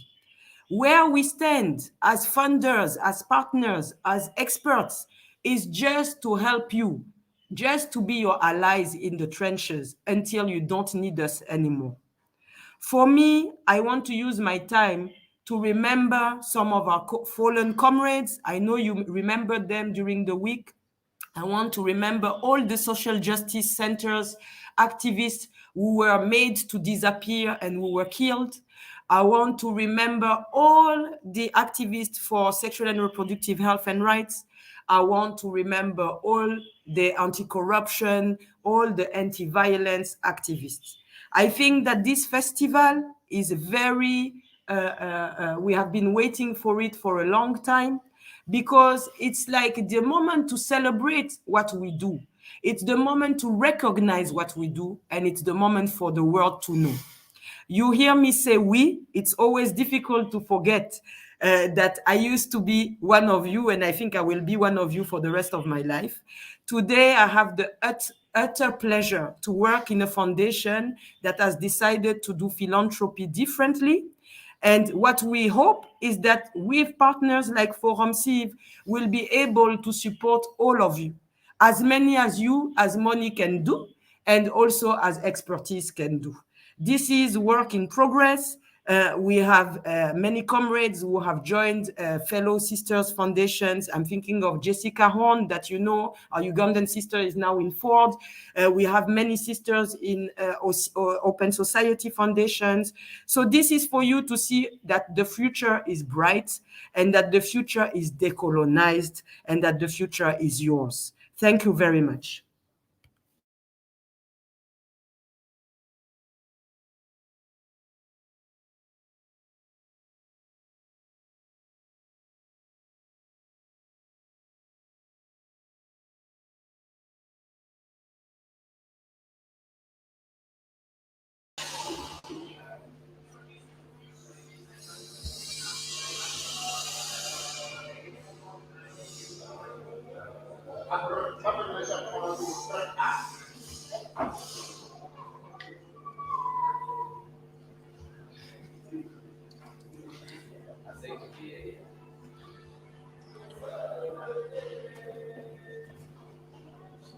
All right. Thank you for your contribution. We really value your participation in today's festival. I know there have been technicality in terms of the virtual engagement here. This is a normal situation that happens all the time. We really value your time with us, and we wish you all the best. Thank you so much for your contribution. Round of applause, gentlemen. Keep on clapping, keep on clapping.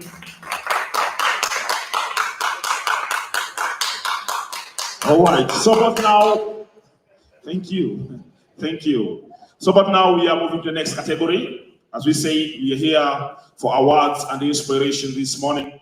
So I want to now take this pleasure of welcoming great Kiongozi, we say in Swahili. I welcome Ingrid. Keep on clapping. Coming on stage to award the gender category. Yes, keep on clapping, please. All right. All right. All right. Mhm. Thank you. Gender category, strength of a woman. All right. Best said. Strength of a woman. Here to award the gender category. Before that, I know she has something to tell us before we are.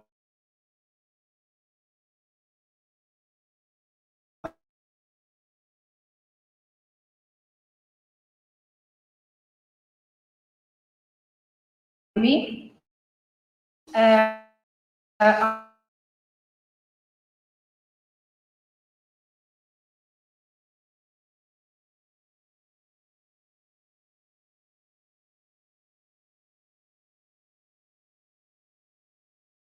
It has been such a week of power, of activity, of hope, of solidarity, of great speakers, panelists, moderators, of engagement, and of winners of quizzes. Now, I'm going to hand out the award for the gender category, as All I right. understand. And I'm going to come back and speak a bit more later as well. All right. We are awarding the gender category. Ladies and gentlemen and others, join in awarding these great participants that went outside their thinking capacity to ensure that the men on the top. Put your hands together. Put your hands together for group Just Me. Wapigeni makofi tafadhali. All right, just me. Just me. It's just me, Songora. It's me. It's you? Yeah, just oh, me. of course. All right. All right. Just me is the group. Just me. I think Just Me is coming. Yes. Just Me is coming. I see. Accompanied by the name Alex Kamau. Pigeni makofi.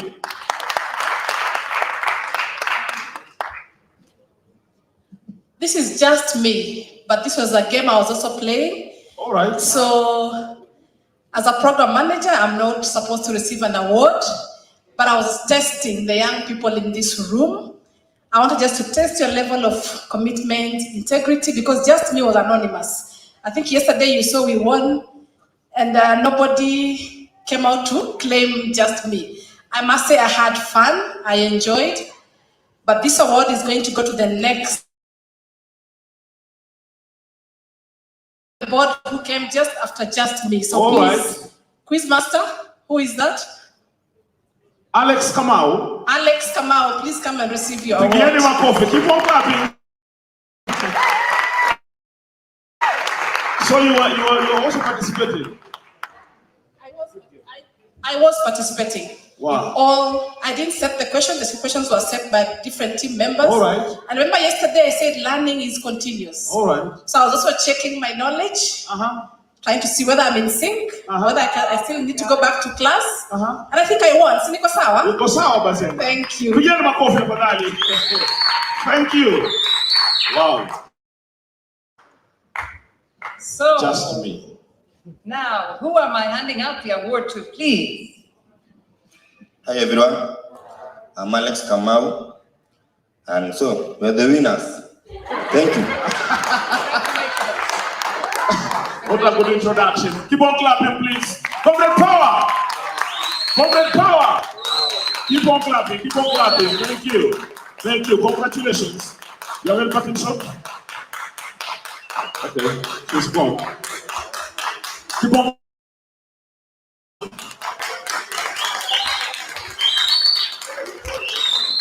Inapendeza sana, si ndio? Upeana award. Congratulations, Alex. Congratulations. So now I take this opportunity. We had an amazing artist in the lineup. She has been sustainable also in pushing for peace building and security, social accountability. All right. Put your hands together as I welcome on stage one great poet, activist, none other when she comes on stage, she moves, and you also get inspired. If you're not strong, you're weak like Songora, you might even weep. Put your hands together as I welcome on stage, Spontaneous. Keep on clapping. That's how you appreciate strength of women. Yeah. Thank you. Thank you, my God.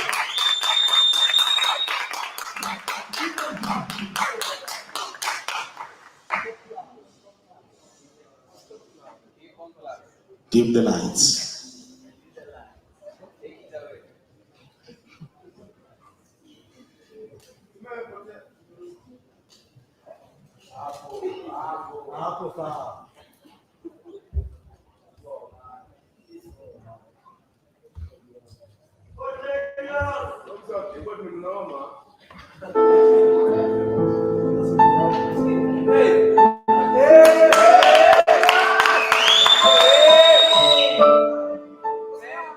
Santi.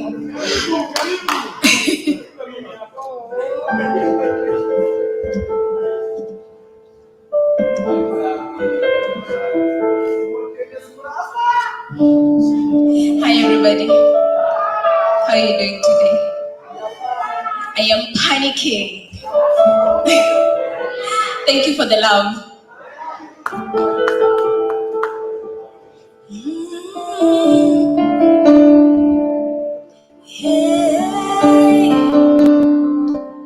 This is a letter to the president.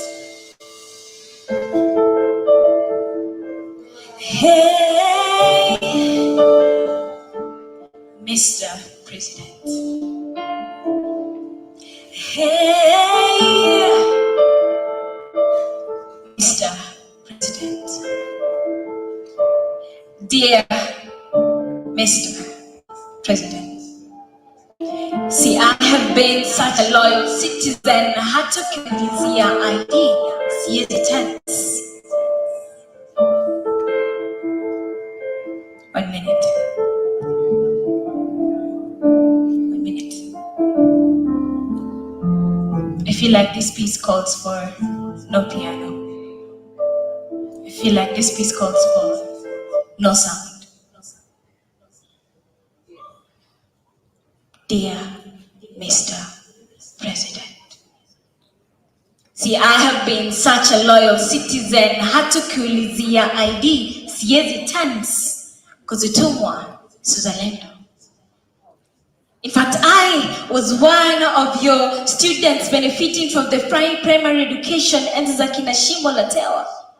Na haya yote najivunia kwa Kenya. Na haya yote najivunia kwa Kenya. But the thing is, even with the 89.5% youth literacy rate, the economical class simply can't accommodate. I'm sure you have noticed the disinterest of the free polytechnical courses placed and the supposedly available jobs held by your loyal office. You see, hakuna makazi, the statement in Rani mtaa nasema hakuna makazi, the statement in Rani mtaa ni kunoma. Design figures and employment rates in a dance na digits of the radicalized youth in the society. You see, corruption. Corruption imekuwa the old new fashion trend. Twitter tweets and retweets rate less reason. Even the world believes we are for the best knowledge. Think about it. High literacy equals high labor force that means fewer jobs equals depression. Equals frustration. How many people are frustrated right now? How many people are feeling depressed right now? So dear Mr. President, I think we have good systems in place, assuming that the cockroaches do not have the wires hidden. I hope you could listen to the youth right now. Those who are calling for degree and skills and not degree and builds. Those who are asking for right now entrepreneurial skills and opportunities. So dear Mr. President, this is my letter to you, to you, to you. And for anyone who feels like they want to say something to the president, feel free to say it. So yeah, guys, I felt I needed to talk to the president first before I do my piece. So let's do this, Mostly.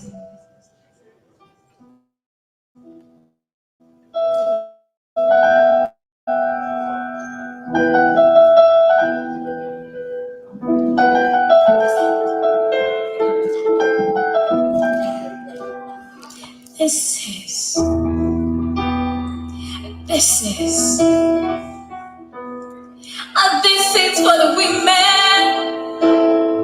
This is for the women. This is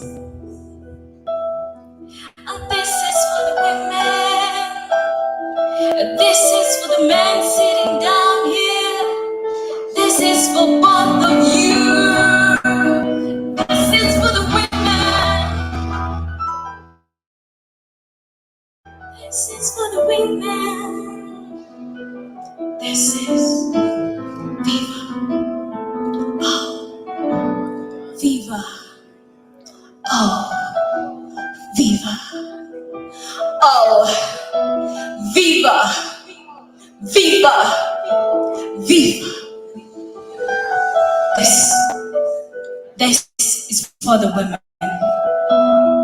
For them that have led in majesty, we celebrate you. For they that are leading in majesty right now, we salute you.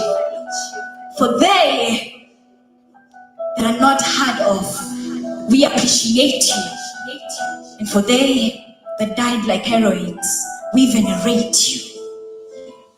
Because this is for the women. You see, 3.3 million years ago, before Christ had a lineage, many like I stepped on this ground like you, stepped on this ground filled with the love of the Mother Nature. It was beautiful. Assimilating the Arabic princes our own, it was beautiful.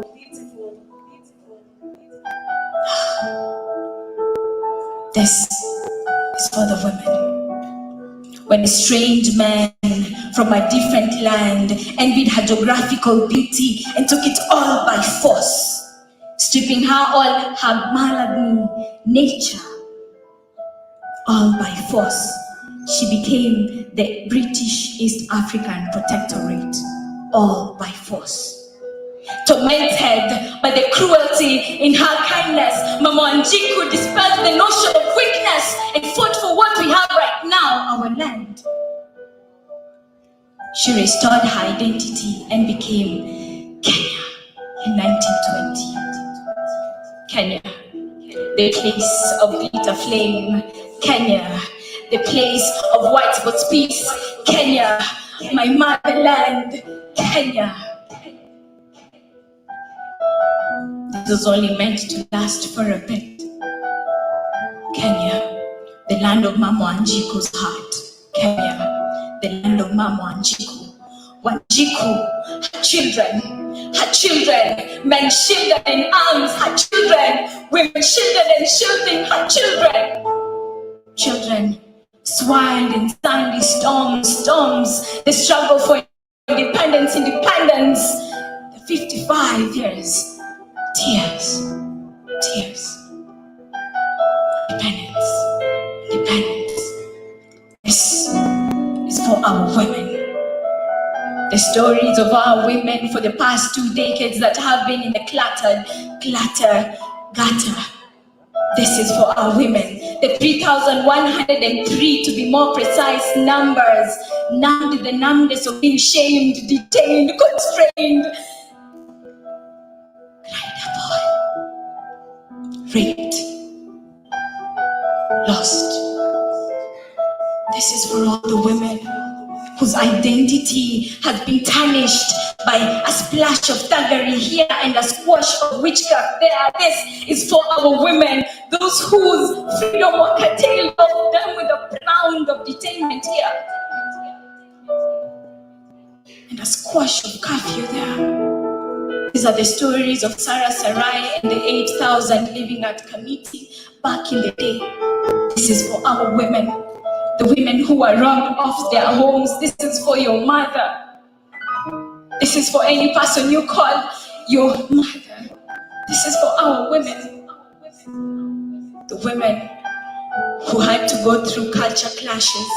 The women whose the cocktail of indifference was served for them. The women like Siotune Wakithuke back in Kismayo. The women like Mekatilili Wamwenza back in Kisii. The women. This is for the women. This is for the women. This is for the women.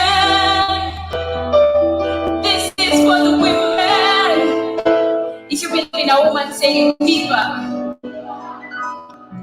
This is for the women. Viva. This is for the women. Viva. This is for the women. Viva. Viva. Viva. This is the story of our women. 1. Kitutu Prophetess Mora has General Northcote speared by Otenyo. He took words for ways to be paved. 2. Siotune Wakiduke has the British wedded off like evil spirits. It took a Kilumi dance for the winds to sway. 3. Mekatilili Wamwenza has women fight within this struggle. It took the Fisi and Mokusheshe oaths for many to pay. 4. Who remembers Mudoni wa Wanjiru? Who remembers Mary Mudoni Wanjiru? Who remembers Mary Mudoni Wanjiru? The one who had to pull off her dress for Harry Thuku to be released. She was the first human rights activist to ever exist. So this is for our women. Shall we slow down a bit? I feel like I'm taking you through history. Shall we slow down? Let's applaud our women, guys. This is for our women. This is for the women. This is for the women. This is for the women. Viva. Viva. Viva. Viva. This. Thank you for being such an amazing crowd. Back to number 6. Mary Wanjiru, the first field marshal. Viva. 7. Wamboe Otieno, the chief mobilizer. Viva. 8. Wamboe Wakanyari, the medicine woman. Mau Mau. Viva. 9. Aoko, the leader of the Legio Maria sect. Did you know? Viva. 10. Let's take a minute, everyone. Let's appreciate our heroines in silence. Silence.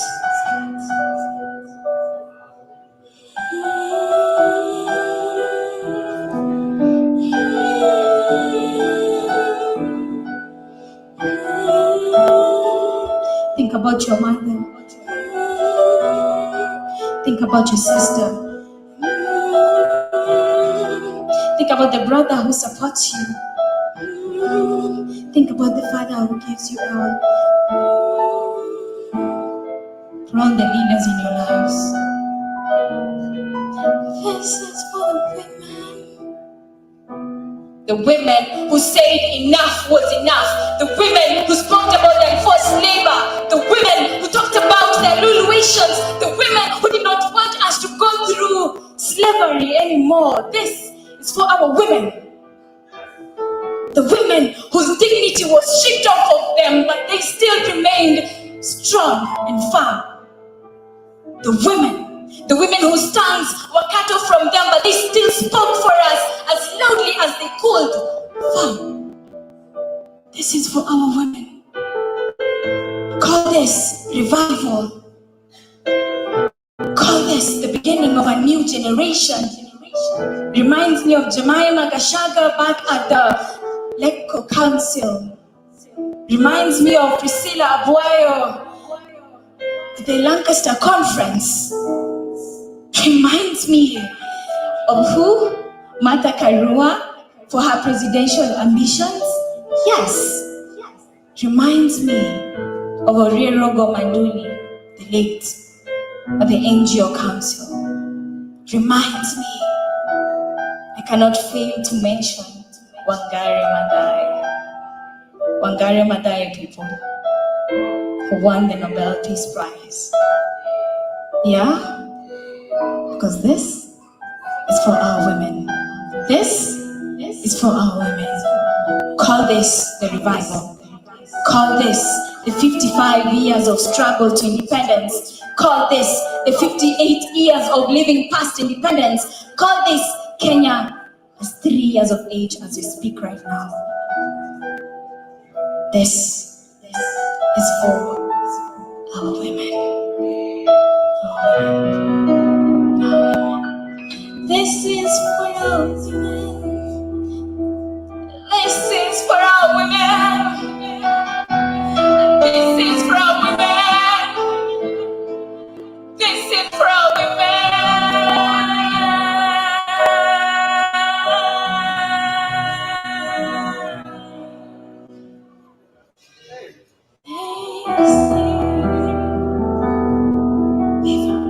Thank you guys. Spontaneous. This is for the women. This is for the women. Hey, So if this you is for the women. Hey, let's do this. This is for the women, guys. This is for the women. Viva! This is Viva. This is for the women. Viva. This is for the men too, man. Viva! Thank you for Boy your child, boy support. child. Just before you step down, Yes. spontaneous. Yes. What has inspired you to do this piece? I will be very honest. Manisa Mehetu. All right. The thing is, I was doing history on the people who fought for independence. And every time you check Google, which is beautiful, by the way, it lines up the amazing men who did the most, you know? But it's such a struggle to find the history for the women. And then I just thought, why not do a combination of all this and just have a piece to commemorate them? All right. Yeah. Have you wrote a book? Or are you thinking of writing a book? I am thinking of writing a book. All right. Yes. Give us a blessing. Give us a blessing. The 16 days of activism. Yes. Against gender violence. Mm. What does it mean to you? Okay. 16 days of violence, because it's the elimination of violence against women. All right. For me, it's a sense of liberation. All right. For me, it's the beginning for speaking for all the other women out there. I'm not saying that the men have not done the most. Guys, since this mama Apa without you guys, you're giving me the support. All right. But I'm also acknowledging the fact that it's important for us to consider the women who've had to go through a lot of sexual violence to just get us through independence. A lot of women who've had to go through sex trafficking just to take care of their children back at home. So for me, the 16 days of activism is extra special for speaking against human rights violations. Power to spontaneous. Thank you. Appreciate her. Thank you so much.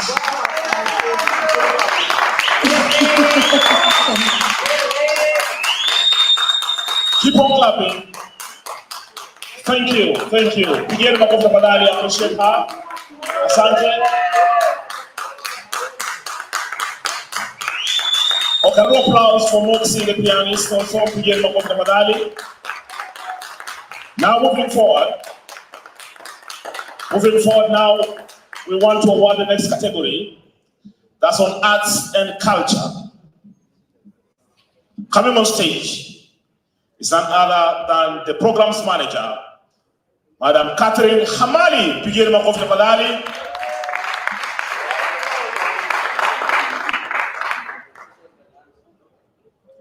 Keep on clapping.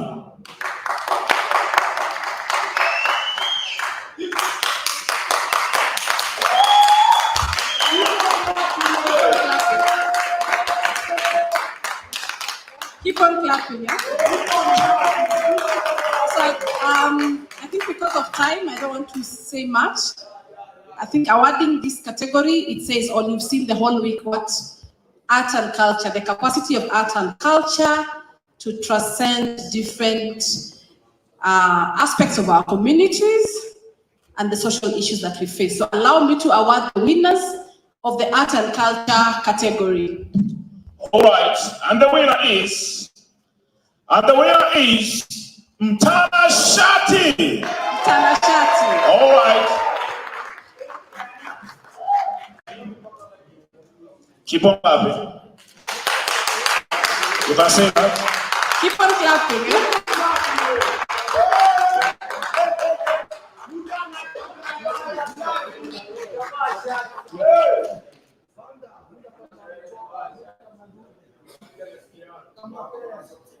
All right, receive an award. Congratulations. Well done. Mtanashati. So ni watana wangapi? Mtanashati and Wesley. Austin. Congratulations and thank you for participating. Let us clap for them. Keep on clapping. Keep on clapping. All right, thank you. That was Catherine Hamani. Keep on clapping.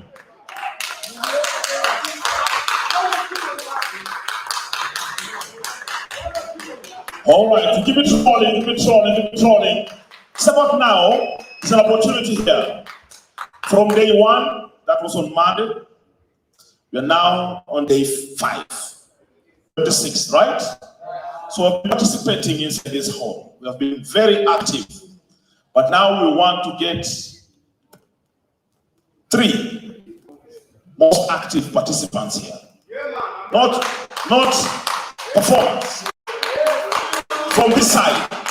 So we want to give an opportunity for you guys here to nominate a person that you feel has been consistent, has attended all activities from day 1, that was on Monday 22nd, to today 25th. Tukonai hapa ndani ya ukumbi, and that person has been very active.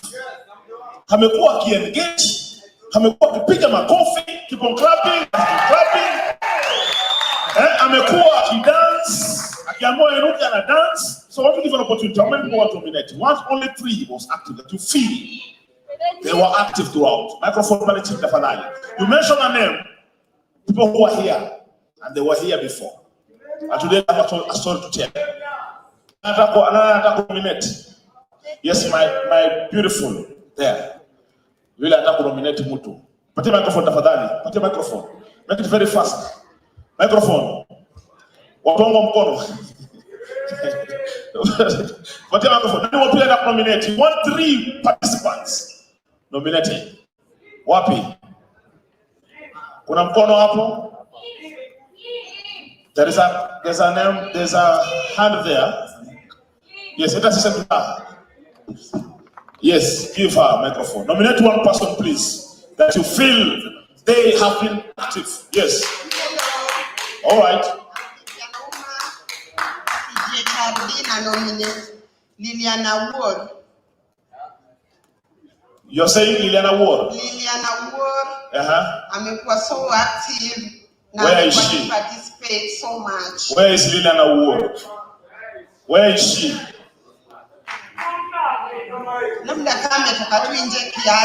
We want someone in the house. This is very fast. We want someone in the house. We want someone in the house. Very fast. Give that gentleman there. That gentleman there. That gentleman there. Tafadhali taja jina ya mtu. Acha wivu bana. Be very honest. Patia microphone jamani, haraka haraka to save time,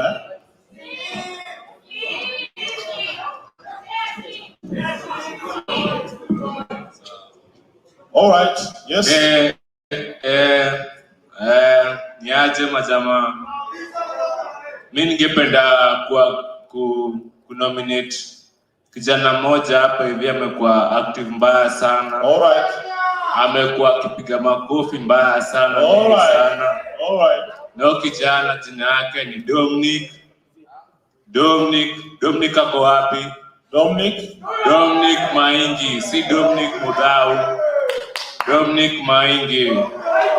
Huyo. Vijana makofi, vijana, come on stage, Dominic, come on stage. Yeah, I want two more. Give that lady on the corner. Okay, let's start to nominate. Okay. Hi guys. All right. Comrades Power. I am Vincent, and I want to give a chance to a lady. She has been very active. Oh yes. Tukiambiwa tusimame, nimekuwa nikimwona anasimama. All right. Anapiga makofi. All right. Since day one and yes. the last date. A lady by the name Mamji. Where is Mamji? Well, the power to Mamji. Women power.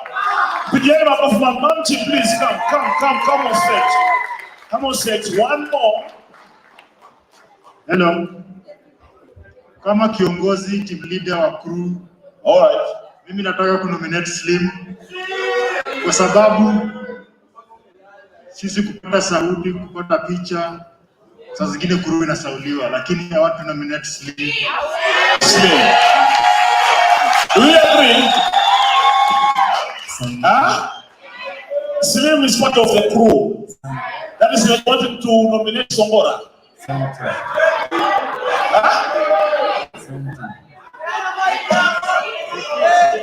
Sindio?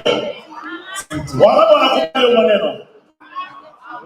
Hiyo imekataliwa. Naambiwa mpaka ofisi kuu hiyo imekataliwa, iwesekani. So now let us give a participant. LJ, Paul, it's good. We are all active. Even me, I'm active. You're also active. You move around. Sleep is active. We have a hand there. Yes. Mamboni. Kwa majina naitwa Cindy. Tangu nikae hapa nimeona mtu anaitwa Evalina Dosa akiparticipate sana hapa. Evalina Dosa yuko wapi? Where is Evalina Dosa? Yuko wapi? Where is Evalina? Oh, women power. Keep on clapping as she comes on stage. Please take some space. And now, this is not enough. All right, we want to very fast. We want to use democracy. Among these three active participants here, we only want one. Yes. Ask me how we are going to do it. We're in Democracy and Rights Festival, right? Hakuna consensus. Option is only, and the one option is you. Tell your neighbor it is me and you. It is me and you. Sawa sawa. No biasness. Hakuna mlungula hapa. Sababu mimi ndo hakimu mkuu hapa na huwezi kunihonga sababu niko na hela. So you want one that you feel wewe na roho yako moja. From inside you, the ignition in you, you feel that this was a very active participant for the process. We will vote. Are you ready? And voting is by show of hand. Voting is by show of? Sawa sawa. Mwikali, where are you going to? You don't want to vote? Which vote? Rachel mekimbia anaona hapo anakuwa kwa shida.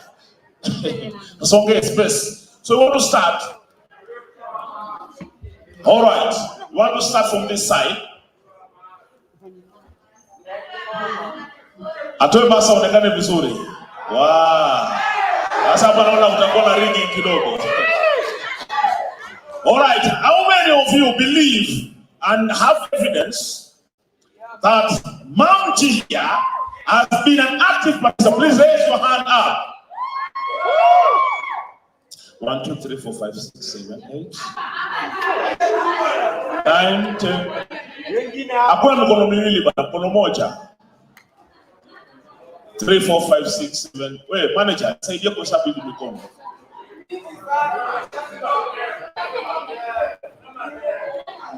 Watu mkono. 1, 2, 3, 4, 5. Mkono moja bana. Cheni rigging bwana. Weka mkono chini. Only one hand up, not two. How many believe that Mamji has been active participant? All right. 1, 2, 3, 4, 5, 6, 7, 8, 9, 10, 11, 12, 13, 14, 15, 16, 17, 18, 19, 20, 21. 22, 23, 24, 25, 26, 27, 28, 29, and 30. 31, 32, 33, 34, 35. 35.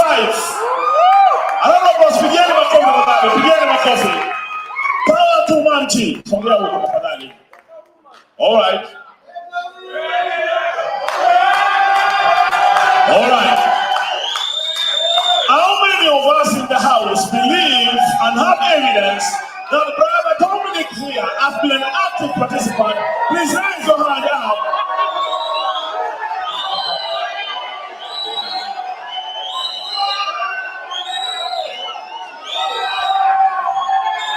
Weka mkono chini.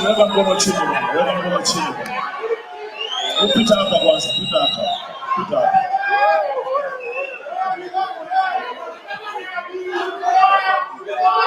I ask again. Comrade power, comrade viva. It is democracy, right? I'm asking, humbly asking, if all in the house here believe that Adosi here has been an active participant, please raise your hand up. All right. 1, 2, 3, 4, 5, 6. Wewe kuna piga kura mara mbili hapa. Hata shilingi. All right. I think mwenye macho wa mbili tazama, si ndio? Mwenye macho wa mbili tazama, si ndio? Macho wa mbili tazama, si ndio? What do you have to say? Kwa mimi naweza shukuru watu wote na nafurahi sana na najua Maingi amekuwa na mafansi wengi tuliboicha. Boicha naliona wamenyanyasa wengine na msupport sababu yeye ni ally wetu. Another applause, yes, because here in this speech amesema kwamba Boicha amekuwa na kuna mingi. That's what what do you have to say?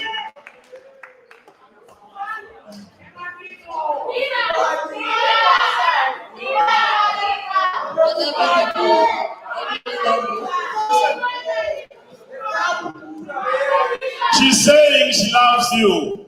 All right, ladies and gentlemen, I'm introducing. I want to believe that these gentlemen were super active in the house. Raise your hands up. A round of applause. Keep on clapping. Comrade power. Comrade power. Comrade power. Thank you. So now, the process. Thank you. You can now step down. Begin my step of a woman. You have tried power to all women. So now I want to introduce on stage an amazing artist. All right, by the name all the way from Tribeless Youth. Put your hands together for Shiki. Asante. Pigeni makofi. Joki akija pigeni makofi tafadhali. Keep on clapping. Songora anaitwa Shiko. Shiki is an artist. You look beautiful.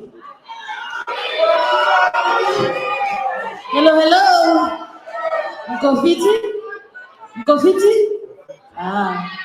Hauko fiti? Kwa nini? Hawajari ni democracy.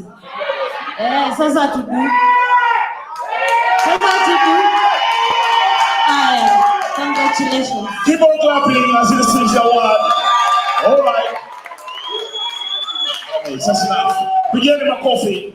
One word. What do you have to say? One word. One word is many words, so I have a lot of words to say. Just one. Anyway, if you are here, you are a man or a male, please, fanyeni manze, gapini female, siwache chini, si ndio? Wala hiyo, kusipawa. Tusiacheni chini, yani mamdenge wetu, ni watoto wetu, ni masista wetu, ni mama wetu, na kila mtu wetu, si ndio? Kusipawa. Big up sana, nawapenda. Asante. No. Keep on clapping. Get it. Pijama coffee. Yes, keep on clapping. All right. You are. Thank you. Congratulations. This Democracy and Rights Festival 2021. And so Forum C.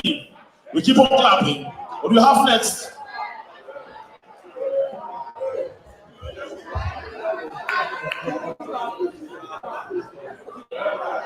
All right. Now, we want to bring some more power on stage. Put your hands together as we bring this amazing. Check. All right, amazing artist.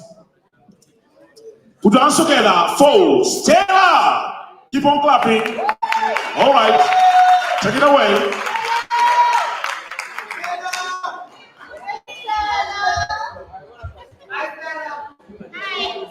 Can you hear me well enough back there? What you say?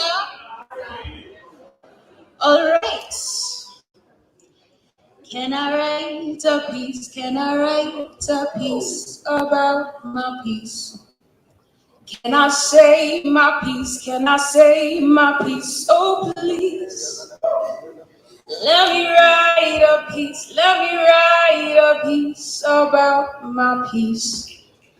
Let me say my piece. Let me say my piece. So please. Lend me your ears and listen carefully. Because I'm a black woman living spiritually. I had the audacity to wake up today, put my feet on the ground with the power of God and make Satan pray. I walked out the house with my head held high and a stern face, the kind that looks at you and puts you in your place. Don't try me because you'll have the right one on the wrong day. Lend me your ears and listen carefully. Because I'm a black woman living secretly. There's layers of hurt underneath the facade of she's so strong. I'm expected to take it and take it all, even though I know the other person is wrong. I'm avoiding labels like unapproachable, the angry black woman. She has an attitude. But forget that. Be unapproachable. It means less people are likely to try something stupid. Get angry, because we still have to push and pull and fight for rights that we should have today. Get an attitude. Don't shrink yourself down for people who are trying to crush you. Lend me your ears and listen carefully, because I'm a black woman trying to live free. I'm trying to free myself of demons passed down to me, but there are people out here tricking me, glass ceiling stopping me, but I will not stop. I will shatter each one and I will fly above them all. Lend me your ears and listen carefully, because I'm a black woman living magically. My hair alone defies gravity. The sun is my lover, see how she dances on my skin. We range from caramel to midnight, each shade a magnificent sight.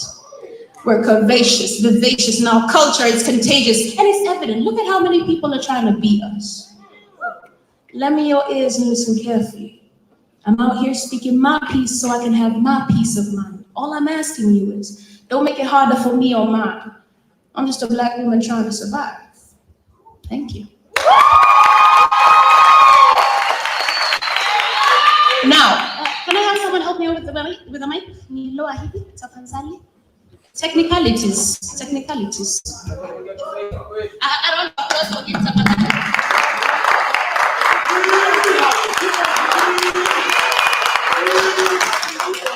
Lungs. This next one requires audience participation and it's really easy. All you have to do is clap. Let me hear. Now, you will clap anytime I say what. So let's try it. What? What? What? What? What? What? What? What? Thank you for your applause. So, make sure you pay attention, all right? He walks up to his boys and he's like, what up? High fives and pats on their back as they dap. They're cracking jokes and telling stories. When from the corner of his eye, he spots a shorty and she's a perfect 10 from that body. His mind starts to explore the things he could do with those curves and bends. So he runs across the street as fast as his feet will carry him. And as he approaches up behind her, he starts to speak. Hey, yo, mom, what's good? She freezes, feeling the sting of where his hand was. She turns around and he looks so proud of that one line. You have just disrespected my body and I need an apology. An apology? When you dress like that, do you expect to get respect?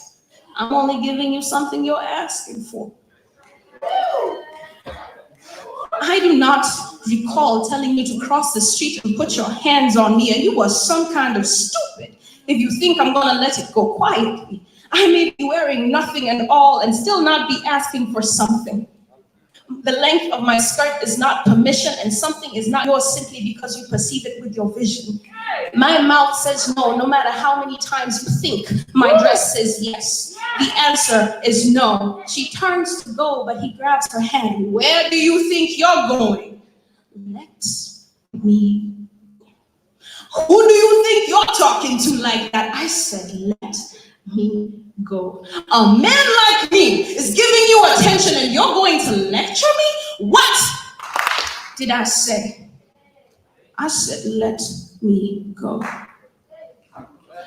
You can see the rage in his eyes as he puts his right hand to the sky. What makes you think you can talk to me like that? What makes you think you have the right to waste my time? What makes you think you're even worth that time? What makes you think you can choose the attention you get when you dress like that? You are public property if you choose to display yourself as such, and I will take as much as I want. What else do you have to say for yourself, Miss Feminist? Each question he asks, a blow with open fist, as if he really wants to know. But I ask you this, was there anything else she had to say after she had said no?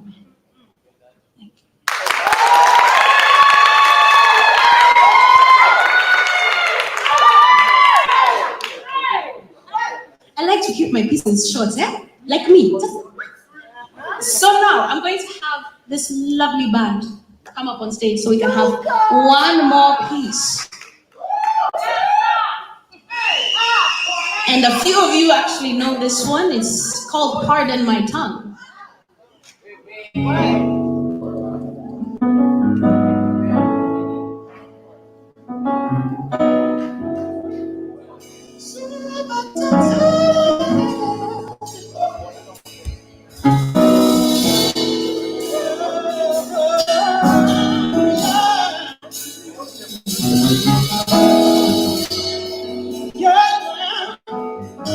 All right, you guys vibe with us.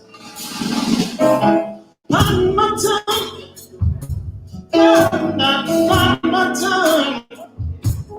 Pardon my tongue.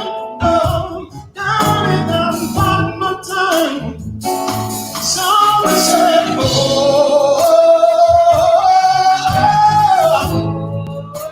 you're saying,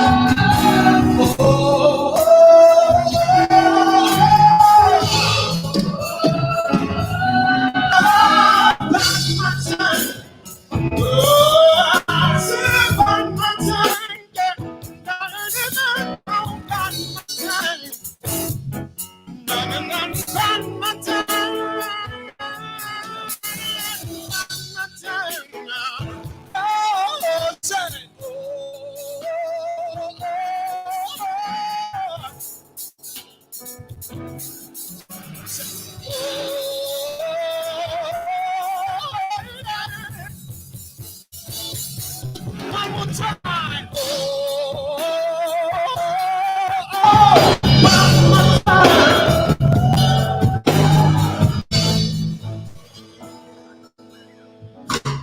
Pardon my tongue as it tries to skip but slips on words unsung, as it fumbles with its L's and R's and P's and B's, as it reveals the roots that make up me. Pardon my tongue, for when combined with the air expressed from my lungs, you can trace a history within these roots, and I will shout it out, I will not be mute. Pardon this muscle of mine that refuses to conform or be confined in this box you've so clearly defined, a box I refuse to choose as mine. Pardon my tongue, master, I mean, sir, when it is constantly asking for answers like what would happen if we were accorded the same rights men were.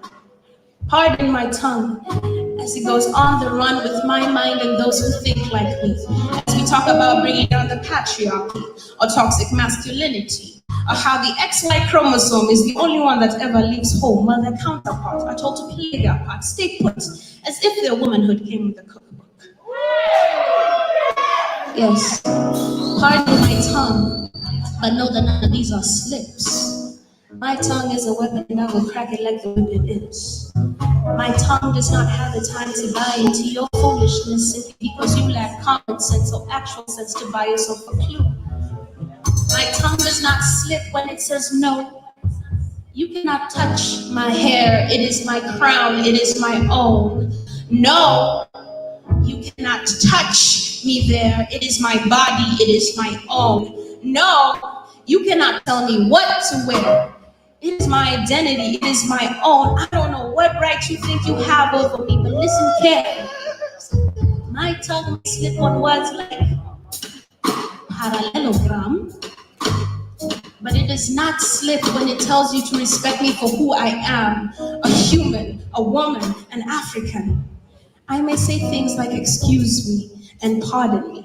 It is not by chance. My mother has raised me with manners. You've been warned of my tongue in advance.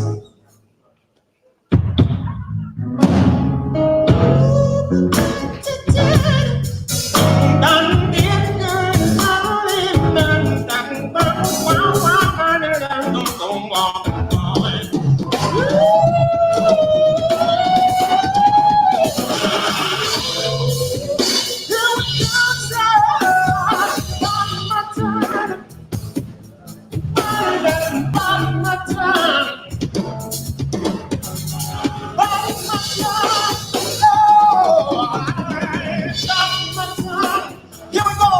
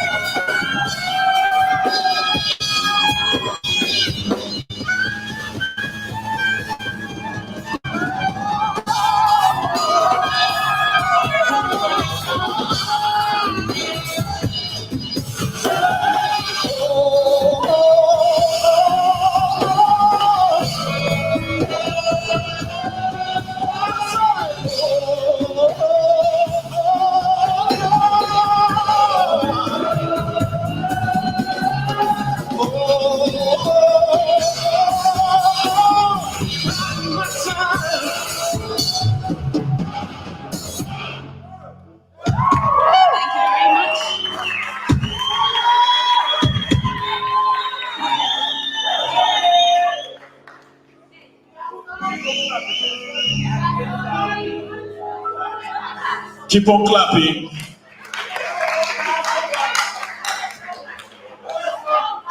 All right, let us proceed now. Let us proceed now. Wow, it's fire. Ni vile time ni kidogo tu mase tungeendelea. Hata tuendelee. So now we want to award overall winners. Overall? Wale walikuwa ni category winner. Now we have overall winners. Wale walikuwa wamejaribu kila kona. And now we want to start with second runners up. Second runners up, huyu ni number 3. Number 3. Tumeelewana? Second runners up, and the award will be given or issued by Wilson.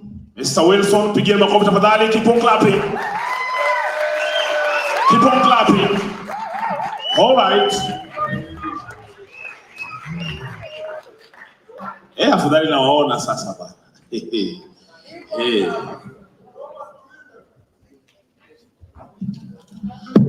Wilson, asante. Asante sana. All right. Viva comrade, viva. Viva comrade, viva. Good. Yeah, thank you so much, Mr. Songola. Asante.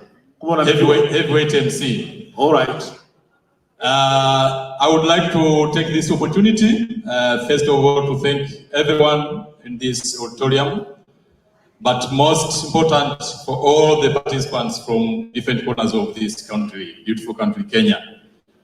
And allow me to embark on Swahili, which is my favorite language. Asante. So nataka nichukue fursa hii kuwapongeza wote kabla sijatoa hii zawadi. Wale wote ambao wameshiriki kwenye hili tamasha. Mimi nimeitwa hapa kwa ajili ya kutoa hii zawadi ya mshindi wa jumla wa 3, na ninafanya kazi katika shirika la Forum Civ, lakini nikiwakilisha kutoka Tanzania hapa jirani, sio mbali. Asante. Kaka yetu. Kwa hiyo nataka niwaambie wale wote ambao wamekuja hapa kuanzia siku ya Jumatatu, Jumanne, Jumatano, Alhamisi mpaka Ijumaa kutuwakilisha katika mijadala mbalimbali. Wale watu wamekuwa ni watu wa ajabu sana. Nimewapenda sana kwa sababu wamewakilisha mijadala, na nataka niwaambie kitu kimoja. Yale mambo ambayo walikuwa wanaongea kwa niaba ya mamilioni ya Wakenya ambao hawakuweza kupata fursa ya kuja hapa. Wameongelea kuhusu challenge mbalimbali, changamoto mbalimbali ambazo zinawapata. Na mimi nataka pia niwaeleze kwamba hakuna mtu yote ambaye anaweza akazuia hili vuguvugu ambalo limeshaanza kwa vijana ambao tunaona wako hapa mbele, kwa sababu mtu atakayejaribu kufanya hivyo ni sawa sana mtu anayejaribu kuzuia shimo la panya kwa kuweka vipande vya mikate. Huyo hataweza. Na pia mtapata changamoto nyingi katika mapambano haya, lakini nataka niwaeleze katika msafara wa mamba lazima na kenge wapo, si ndio? Lakini wasikukatishe tamaa. Wasikukatishe tamaa kwa sababu wasaliti huo wapo, na wasaliti wamekuwepo enzi na enzi. Kwa wale Wakristo wanajua msaliti wa kwanza namba 1 dunia hii alikuwa ni Yuda Iskariote, si ndio? Kwa hiyo naomba tuwape nguvu wale wadada wakaka ambao wamekuja hapa kuanzia siku ya Jumatatu, na zaidi ya yote tuendelee kuhamasisha na kuwapa nguvu ili waweze kupambana kwa niaba ya watu wengine ambao hawawezi kufika hapa mbele, wakijua kwamba nao wako nyuma yao. Si ndio? Pigeni makofi kidogo jamani. All right. Kuna watu wanawivu, makofi hamnipigii mimi, mnapigia watu huko. Piga makofi. Safi sana. Yeah, so nimalizie kwa kusema mimi wanaongea maneno mengi na wanasema ukipata fursa itumie, kwa sababu fursa ni kama chai. Wakati unasubiri ipoe wenzako wanakunywa, si ndio? Mimi siwezi kusubiria. Kwa hiyo nataka niwaeleze kwamba sitaongea maneno mengi, lakini nataka niseme pamoja na mambo yote ambayo tunayapitia ambayo ni magumu, tujipe nguvu. Na kuna wakati unapitia mambo magumu mpaka unajiuliza kwa wale ambao wamesoma kwamba hivi mimi nimesoma Bachelor of Poverty and Applied Suffering, sawa, nimesoma kitu gani? Lakini nataka niwaambie hizi juhudi haziwezi kupotea bure.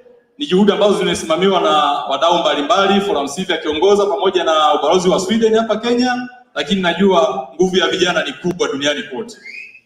Asante sana, na naomba nichukue fursa hii sasa kumkabidhi zawadi huyo mshindi wa jumla namba 3. Asante. Lakini wakati huo bila kusahau MC ambaye umekuwa ukiongoza mapambano haya kuanzia Jumatatu. Mtu akiangalia namna hii hawezi kuamini, na hiki kitambi anaweza kufikiri mtu wa ajabu kidogo, lakini ni mtu mzito sana. Hongera sana MC. Kaka ananitusi kaka.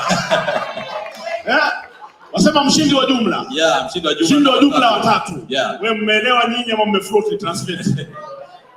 All right, we are awarding second runners up, mshindi wa jumla wa 3. Kabisa. All right. Tunampa zawadi, tunampongeza mshindi wa jumla wa 3, naye si mwingine kwa jina anaitwa Tim Simiyu. Tim Simiyu, pigeni makofi tafadhali. Tim Simiyu in the house. Keep on clapping. Keep on clapping kwa Kiswahili cha kwetu Tanzania. Endelea kupiga makofi, piga makofi tafadhali. Endelea Piga kelele, piga kelele, piga kelele. Wakati mshindi watatu akija huko kwenye jukwaa. Piga kelele tafadhali. Naomba mpige kelele, pigeni kelele. Unaona ni vijana watatu wenye nguvu, watanashati, wanatabasamu kali na wamependeza. Wamependeza. Tuwape nini zaidi ya kuwapongeza? Hongereni sana. Kiponga hapo, wacheni wivu. Washindi watatu wa jumla. Second runners up. Wapigeni makofi tafadhali. Wazidi kuwapongeza. Endeleeni kubonyeza vidude. Sawa. Asante sana Mr. Msui. Asante. Karibu sana. Asante sana. Napenda sana Mwenyezi Lugha. Shukrani. Mungu akutangulie. Amina, amina. Amina inshallah. Yeah. Tutaonana. Thank you. Pigeni makofi jamani. Hapa ndo maana unaambiwa ukisikia wahenga wamekutana, ndio hapo. Hao ndio wahenga wamekutana. Umekubali eh? All right. So now we want to award the first runners up.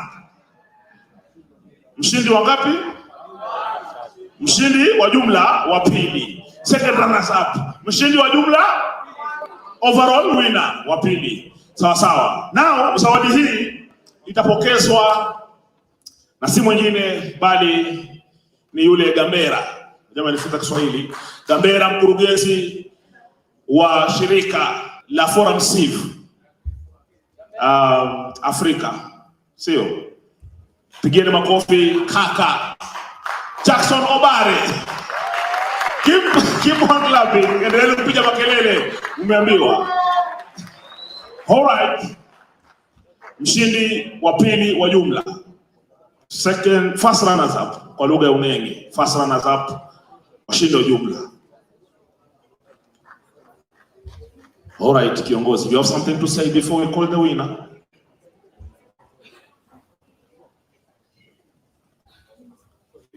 Democracy and the human rights quiz.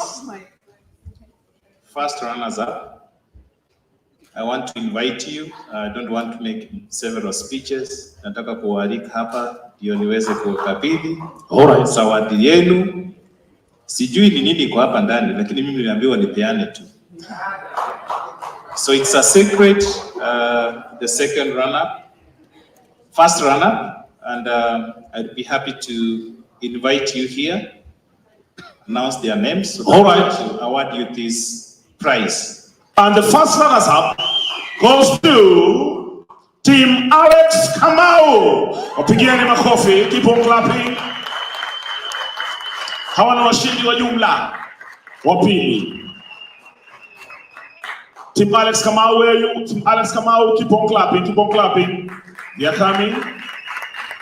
Power of women. Tafadhali kuja na watoto. Naona mtoto kuja na watoto. Naona kuna mtoto umemwacha. Usiache huyo mtoto, kuja na yeye. All right. My dear, you can just bring that kid on stage. No problem. It's a team. I mean, all right, getting that team here. Ah, it's a team. All right. Strength of women. Yes. And then kuja makelele tafadhali. All right. I actually didn't know I was awarding to a very special team. Yes. Wow. Very powerful team indeed, and I'm honored and privileged to award you as the first runner. The teams were two, but they were four. Are you seeing that? All right. The determination, the five as escorted, the determination and the strength of a woman to demonstrate that they can, you know, go beyond the boundaries that have been defined and be still the first runner. Congratulations, and I want to award you this. Wapigeni makofi jamani, endelee kupiga makelele. Keep on clapping. What an amazing. Sasa nipate hiyo picha ni special. All right. Thank you. Thank you so much. Asante sana mkurugenzi. All right, so now, just before we award the overall winner, I want to welcome a special person that has been very sustainable, you know, in the planning team. Just for few remarks from Pebbles Youth, Shiko, pigieni makofi tafadhali, pigieni makofi. Keep on clapping, keep on clapping. Thank you. She is among the team that made this possible. Hatuwezi kufunga bila wao kutueleza kumekuaje kuaje. Shiko, take it away. Finally, you got my name right. All right. I love you.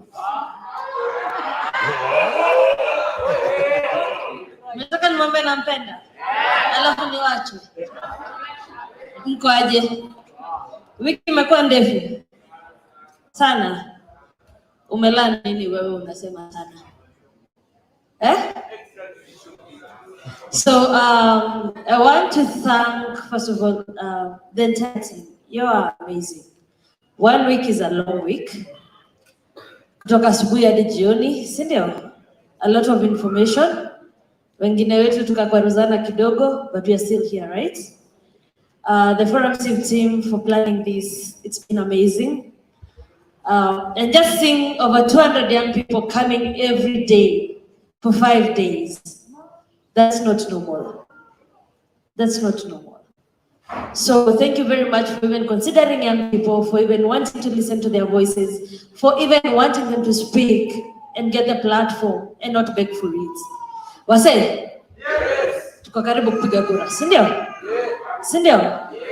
See, it's time we say no to, and I'm sorry for saying this, but the idiots. Tusikubali au mangwete au kama tudanganye alafu tuendelee kucomplain kila siku. Si ndio? Mzee kama na pesa yake tunamwambia arudi, si ndio? Hao sana kuna gari kubwa kubwa wanatudanganya alafu tunabaki tukiumia. Wataenda watatuua, wataenda watatutesa. It's time we vote out all these. It's time we start thinking about our future. To the planning team, I know the pressure has been on you. I appreciate you. I love you, and I'm looking forward to next year. You guys have an amazing day and an amazing, the amazing holidays coming up. Thank you. Keep on clapping, keep on clapping. Thank you for an amazing planning team. The team was led by women, that's why we had an amazing event. Clap for women. Yes, clap for women. All right. So now it's special, we want to award the overall winner. And this award will be issued, blessed, none other than Ingrid. Begin the makofi na family.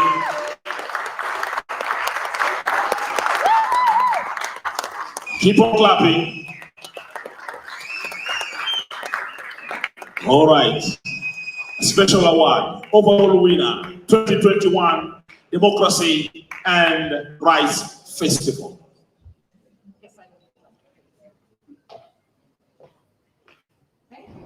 All right. Welcome. What an honor to be allowed to give the overall award. And I think that this quiz was absolutely fantastic. And it shows that civic education doesn't have to be boring. It doesn't have to be structured. It doesn't have to be like a sleeping pill. It can be fun. Yes. And I think we all learned, didn't we? Yeah. You learned, I learned. Yeah. I learned lots. So we're going to congratulate the overall winners. Please give us the name. The overall winner, ladies and gentlemen and others, join us in welcoming on stage the overall winner. And this is, put your hands together for Mtana Shati. All right, it's a team. All right, boy child.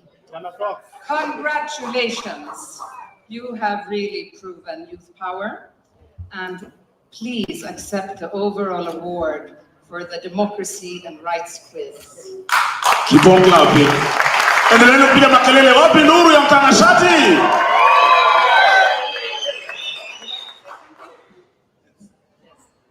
Habari zenu.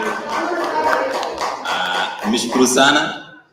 Hii platform imetujenga sana kuhusu democracy na pia tumepata chance ya kuongea.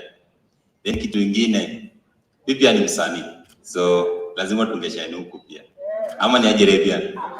Sasa nimeshukuru sana from Steve na pia MC wetu pia. But just a moment. Who was doing this?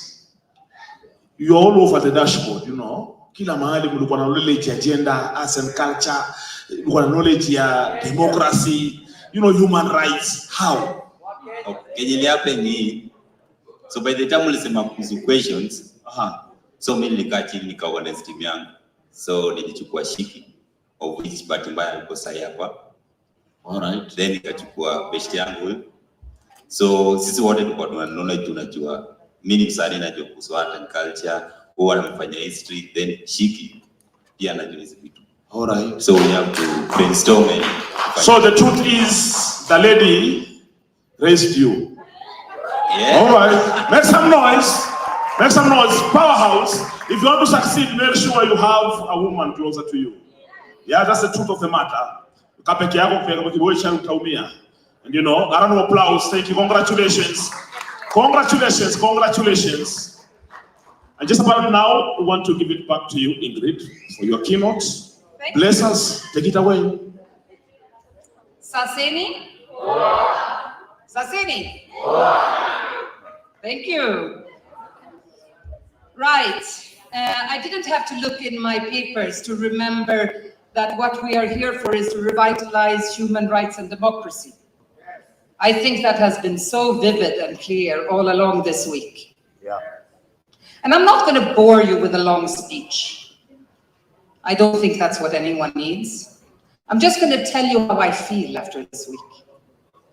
And the words that come to me when I think about this week. What do I think? I think youth leadership. I think participation. I think dialogue.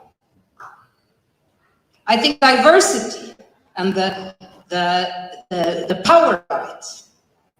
I think inclusivity. I think pluralism, solidarity, and also compassion, because we have had some difficult things on stage as well. And there has been a clear show of compassion amongst each other, amongst all of us. I feel solidarity.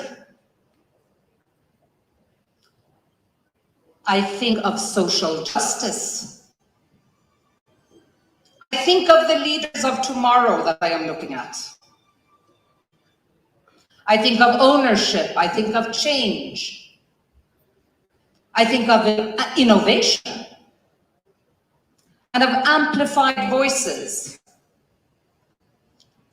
I think of vibe, of fire, of power.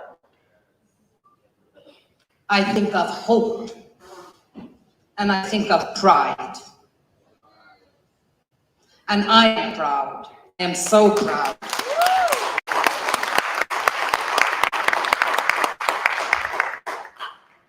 I am so proud that the theme here and the essence is that rights can only be claimed, they won't be given.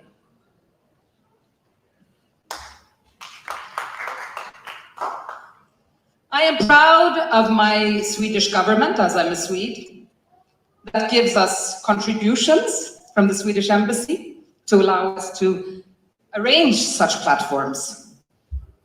I am proud of my team, my Forum Civ colleagues that are here. I am proud of all of our partners, the Forum Civ partners, and especially today, I would like to welcome on stage also those that have been key to the success of this event. Creative Spills, are you here? Will you join me?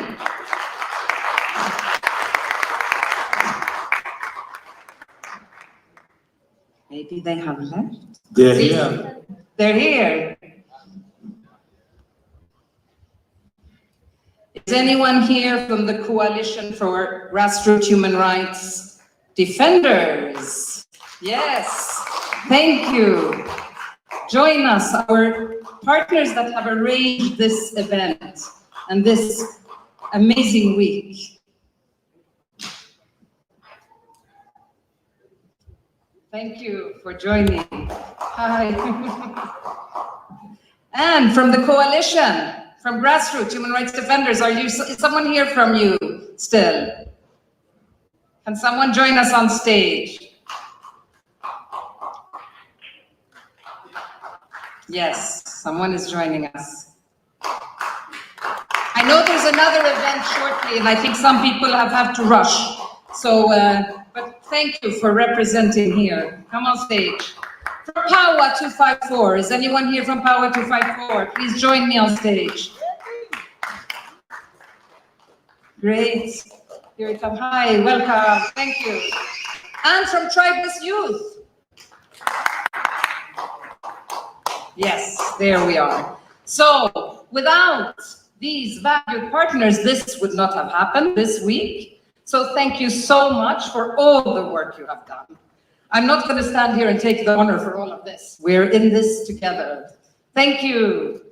And I also want to thank my Forum Seed colleagues, because this has been, I have flown in and I stand here and speak. Come on. Who has been working? Augustine, come on up here. Evans, Catherine, Ronald, Mary B and Mary S. And of course, Jackson, please come and join us here on stage. So, everyone is coming up. So, and of course, without you, this would not have happened. I am so proud and happy to have met so many very enthusiastic, very powerful, and very strong voices here. So thank you to all of us, and congratulations.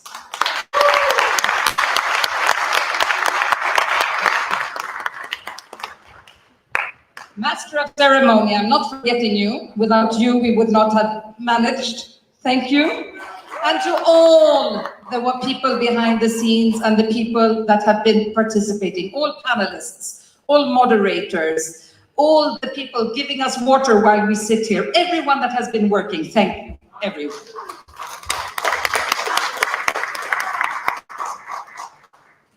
All right, congratulations. Keep on clapping for the amazing team. Appreciate the amazing team from Forum Silva, the committee that planned this event, the Swedish Embassy, keep on clapping. Comrade Power!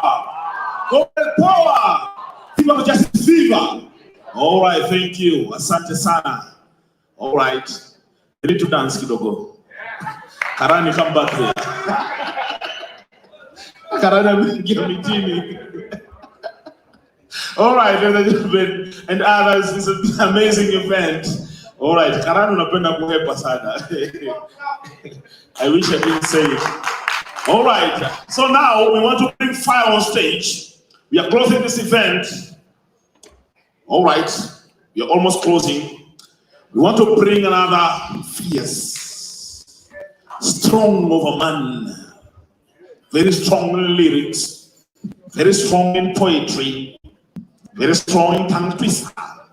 Put your hands together as we bring the band, the Chani band, on stage, together with one and most amazing artist, activist. Put your hands together for Mofasa! All right, keep on clapping.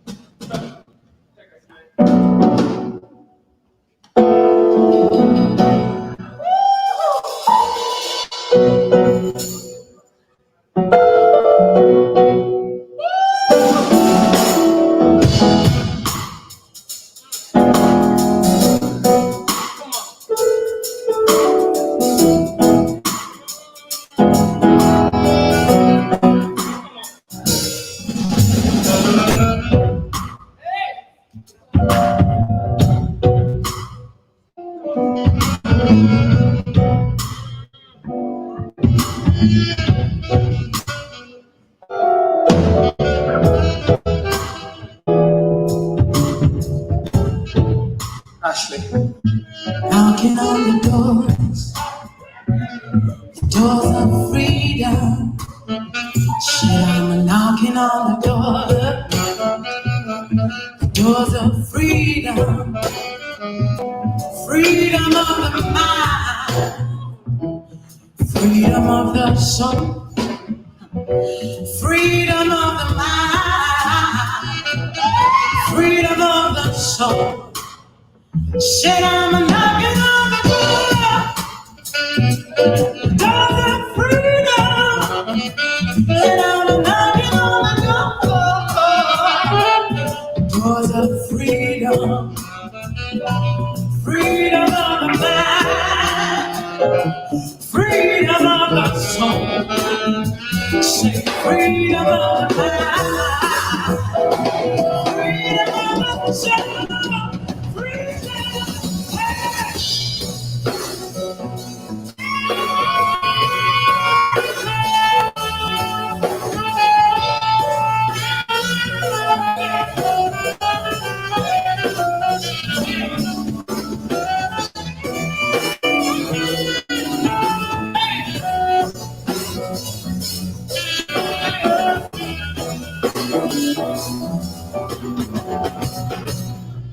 My boys are dying. Some of them are poets. They have written 1,000 poems, but not one has earned them a living. Open mics don't open the door when the landlord closes your house. My boys are dying. Some of them are singers.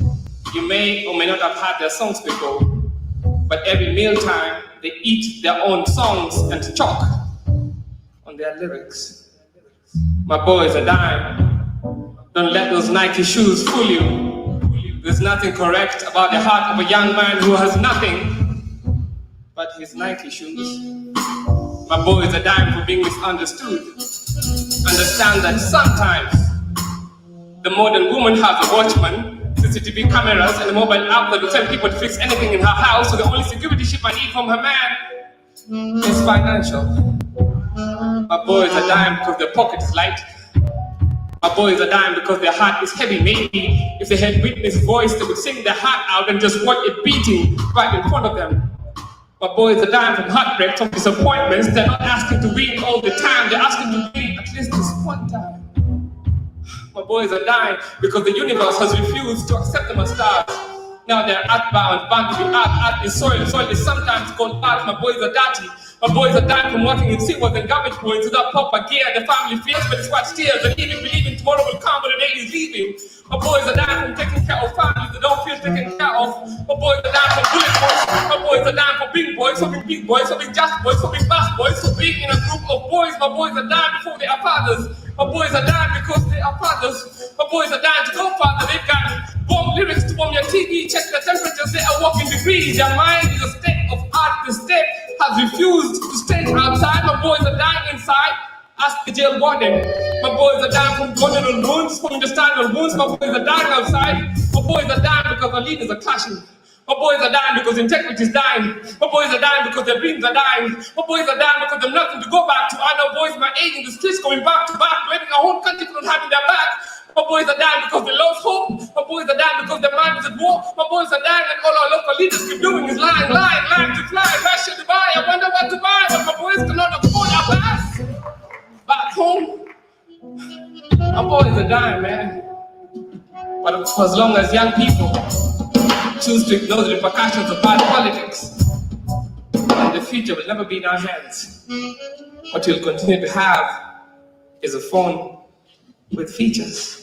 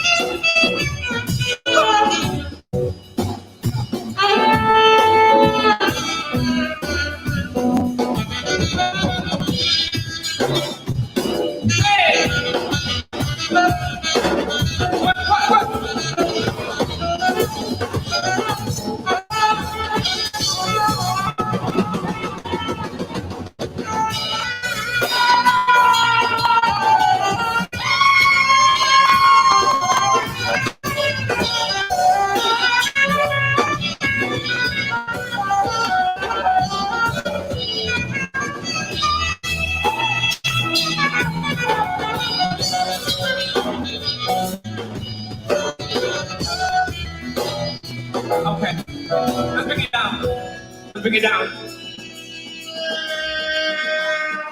That's Tony and the keys.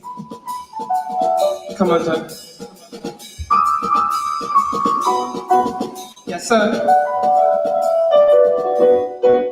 Come on.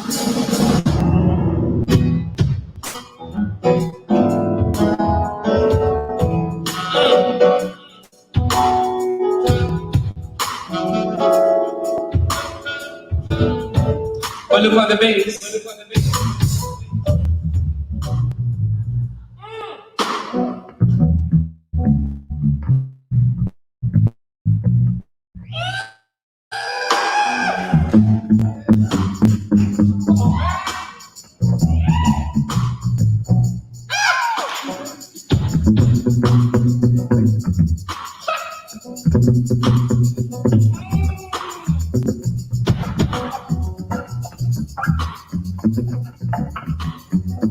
This is Ashley. Speak to them, Ashley. Say I'm knocking on the doors of freedom. Are you knocking on the doors of freedom? Say we need freedom of the mind. Facts, facts. We need freedom of the soul. We need a freedom of the mind. Facts. Freedom of the soul. We're knocking on the door. These doors of freedom. And we're banging on this door. Let me hear the doors of freedom. Say, freedom of the mind.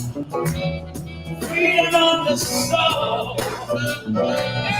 Freedom of the mind. Freedom of the soul. Freedom of the mind. Freedom of the soul.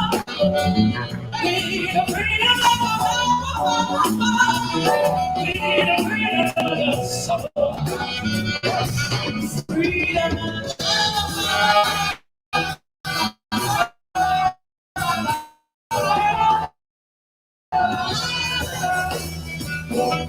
freedom of the soul. Give me a clap.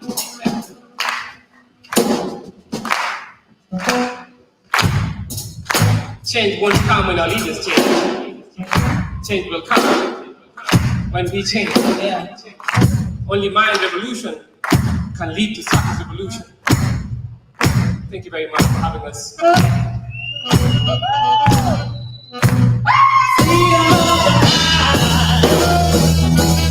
Freedom of the soul.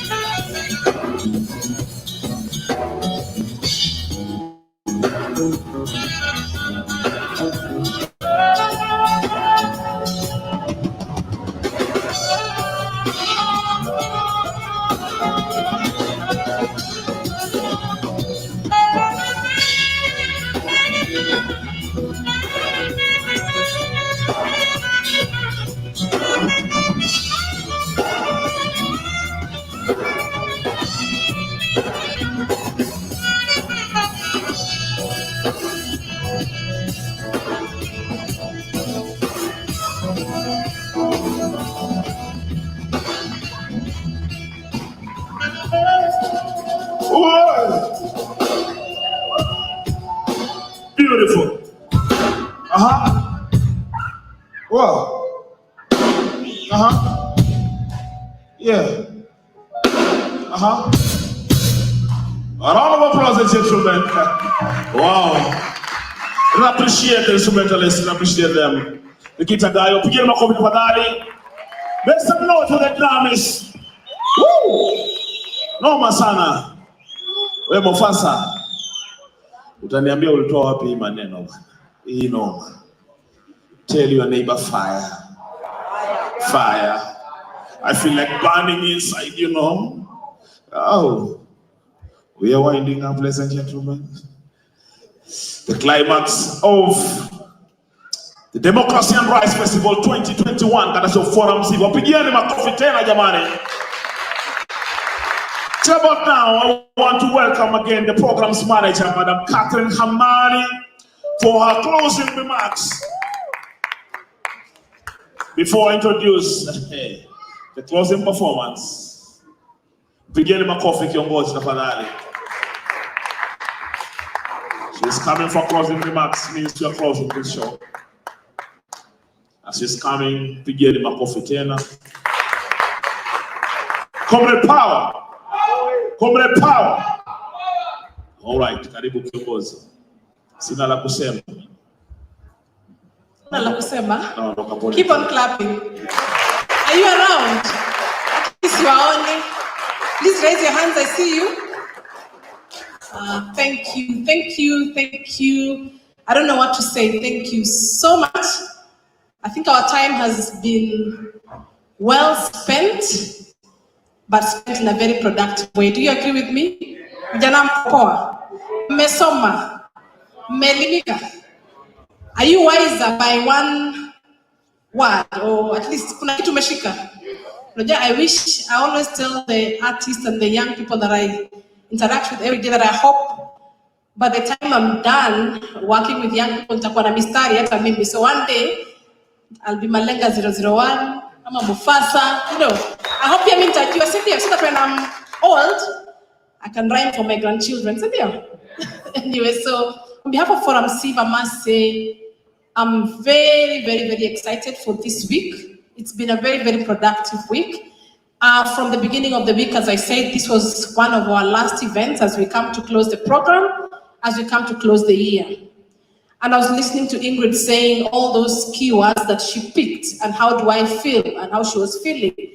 And I think I can only add to that list that one of the things I feel is empathy. You know, when you empathize, then you place yourself in the shoe of that person. So I want you, as we leave today, as you go home, just place yourself on the shoe of the other person. Sometimes we think that we are at a better place until we realize, or sometimes at the worst place until we realize that probably somebody is at a worse place than we are. So I just want to say thank you so much for the week. I think what I've learned and what I've seen and what I've experienced today and since Monday is the power of organizing at the grassroots level. So congratulations, all of you. Congratulations, all the grassroots actors. But sometimes you felt like your work is in vain, but somebody somewhere is watching, somebody somewhere is appreciating you. And my challenge to you young people, because the whole week, there's a lot of energy, there was positive energy, there was a bit of lessons learned, there was a bit of negative energy here and there. But I want to say, can we translate that energy into action? Cindy? And it followed us the whole year from the Voices in Spaces. We kept saying, action begins with you. Action begins with you. So before we point fingers, before we say, oh, our democracy is at stake, you know, shrinking spaces, what are you doing in that small space of yours? So I want to challenge you young people that please, a call to action. When you go back, we say the future is young. Very, very, very, very young. But the future can remain young, and we can also remain spectators. So for us to be able to make that future be realistic, for us to realize the change that we are looking for, we must step up, we must take action. We must build movements. I like what Garang said, I think on Wednesday and even today. As we build the movements, please let's be tolerant of one another. What happened, I think, here on Wednesday, I was asking myself, I think those Wednesdays, there was a lot of a bit of, people agreeing to disagree. Then I asked, we are the same ones who point fingers at us. Viti kwa assembly, Sindio? Flying chairs, flying water, Flying what? Papers? Flying doors? So, flying laws? Blows? So are we those people? Are we those people? We want to meaningfully engage. Haturushi mawe, but we meaningfully do what? Engage. So that's my challenge to you. And you can only do that when you learn to tolerate one another, when you engage well. And I always say, and I challenge young people every day, and those who've seen me as I talk, I say, again, build your knowledge. We've been told, let's sit at the table. But do you sit with an empty head? Hapana, si lazima tusome. Lazima tuelewe. Na kusoma si lazima ushike kitabu. You can actually just listen to news. You can follow someone and learn from them. Early in my life, I was taught something in my career that learn to pick people's brains. So if I sit here and I see this guy is brilliant, I mean, najisongeza tu karibu. You know, I don't say things, but I'm harvesting what? My ideas for the next engagement. So I want to challenge you young people. Learn to harvest ideas and then use them for the next space. So engage and engage. And I know again, this week we've had many people following us, different development actors, different development partners. My challenge to you all who are following, please believe in these young people. Please see the potential in them. Please join Forum CIV in taking the risk and journey, because we are just one player in this sector, but we need all of you. So the actors who are watching, who are following, I welcome you to join us. We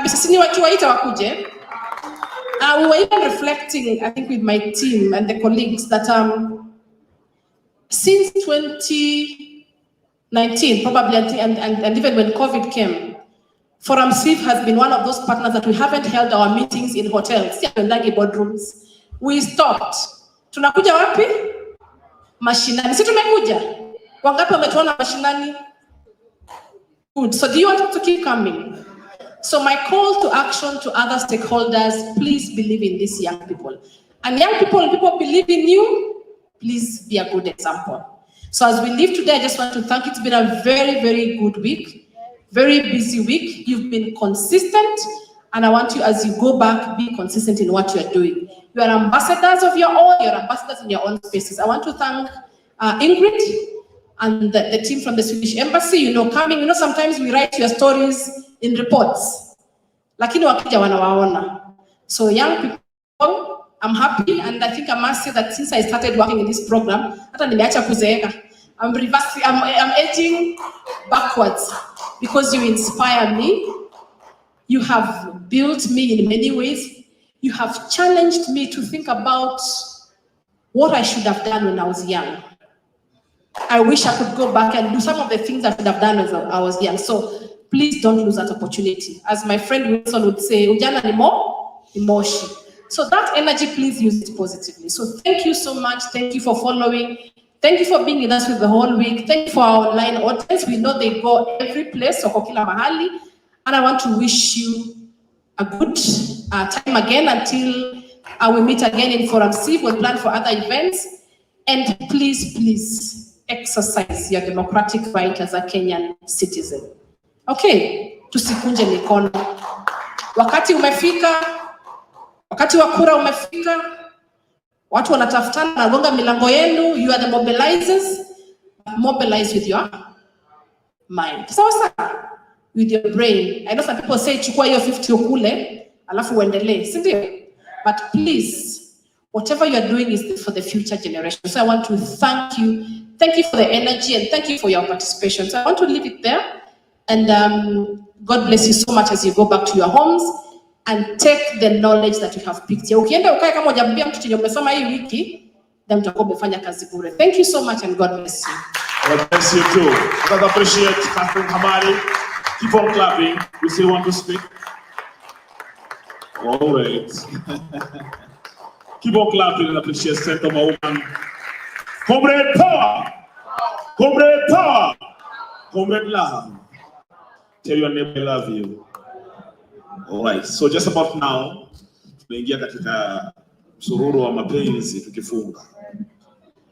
Closing for us here. It's an amazing show with the finest band from Malindi. Who are these guys? Who are these guys? Put your hands together, ladies and gentlemen, and others in the house. Put your hands together for Fanisi, the band. All right. Fanisi, the band. Kutoka Malindi County, Kilifi County 003. All right. Take it away. All right. Fanisi are joined by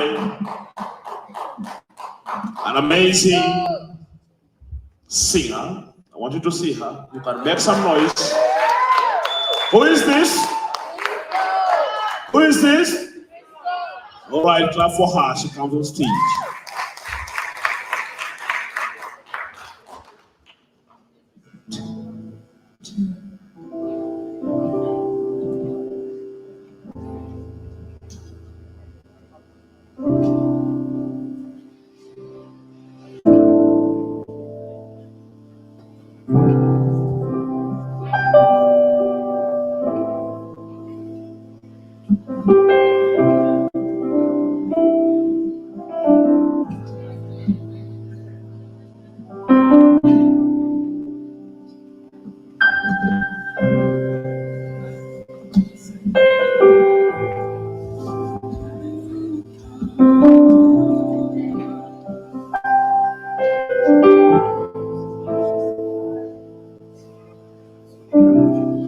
Every saint they have a past, every sinner has a chance.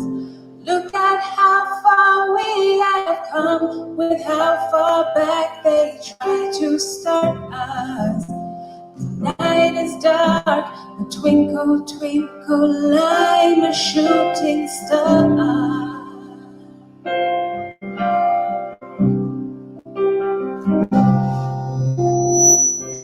Make sure you give them a good show, 'cause they keep watching all your clothes. Leave a dent and make a mark. Don't let them wonder who you are. Light it up, 'cause twinkle, twinkle, you're a shooting star.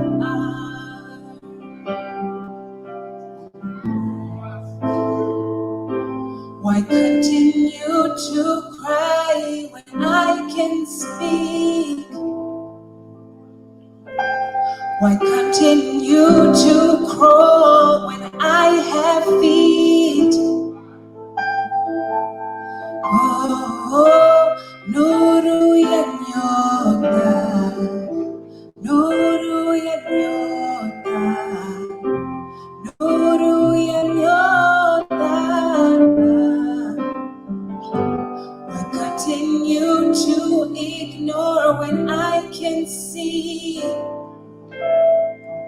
Why continue to follow when I can lead? Oh, nuru ya nyota, nuru ya nyota, nuru ya nyota. Almost lost my beat. I came close to losing all of me, but existed another kind like mine. You'll find cannot be made quite like this. Some pages will turn, no matter how much it might hurt. Others will burn, but we're better together than we are alone. So come outside, touch the sky. The night is young and time is ours.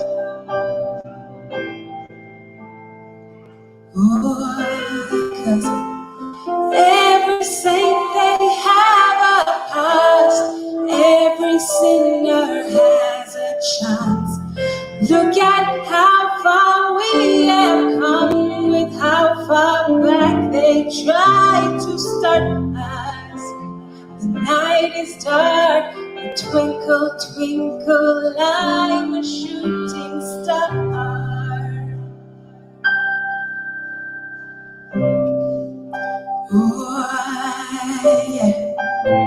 Make sure you give them a good show. They can't take their eyes off your glow. Leave a dent and make a mark. Don't let them wonder who you are. Light it up, 'cause twinkle, twinkle, you're a shooting star. I've written this song this week, and I've taken it to studio just this week because you guys have inspired me.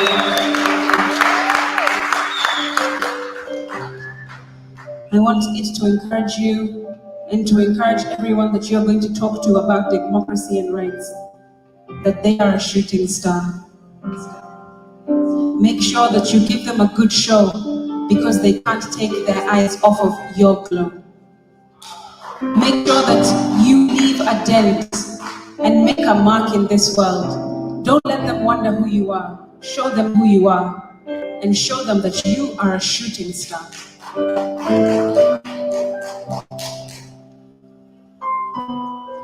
I'd like you to help me just finish this song. Just sing. Your time. Your time. Sing. Your time. Your time. Sing. Your time. Your time. Yes. Your time. Keep singing. Keep singing. Your time. Shooting star. Shooting star. Shooting star.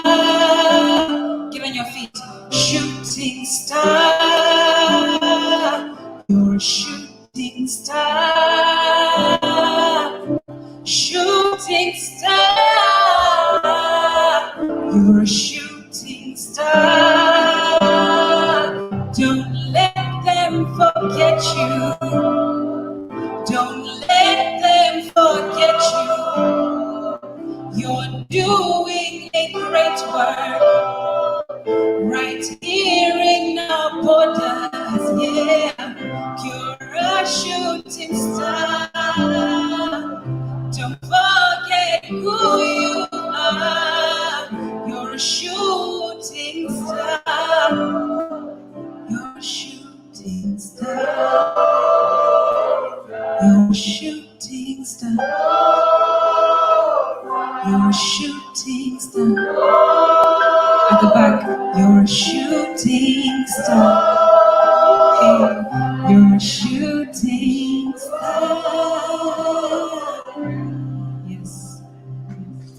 Blessings. Thank you so much. Keep doing the good work that you're doing. And keep celebrating the 16 days of activism against GBV. Thank you so much. God bless you, Santini Sara.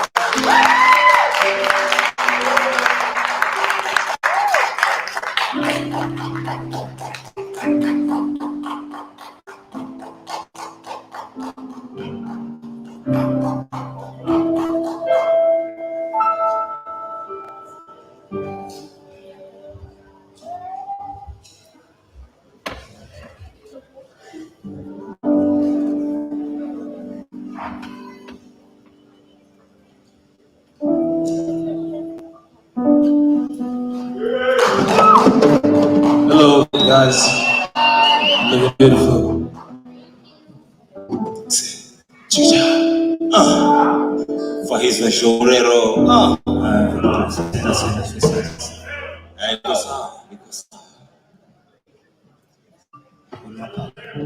Keep your juu.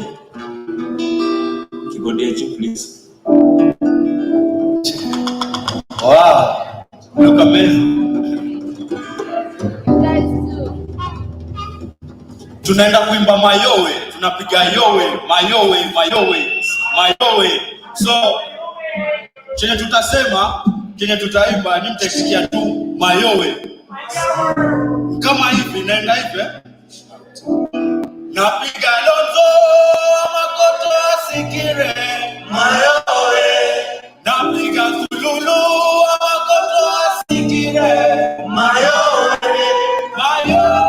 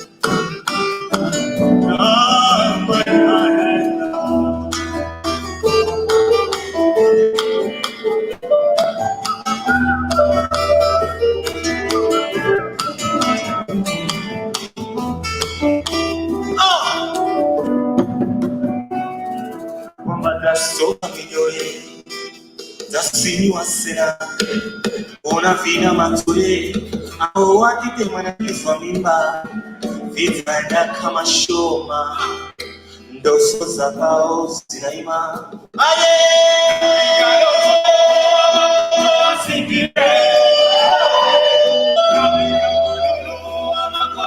sikire mayo mayo mayo mayo Mayowe, napiga domzo amakoto asikire. Mayowe, napiga kululu amakoto asikire. Mayowe,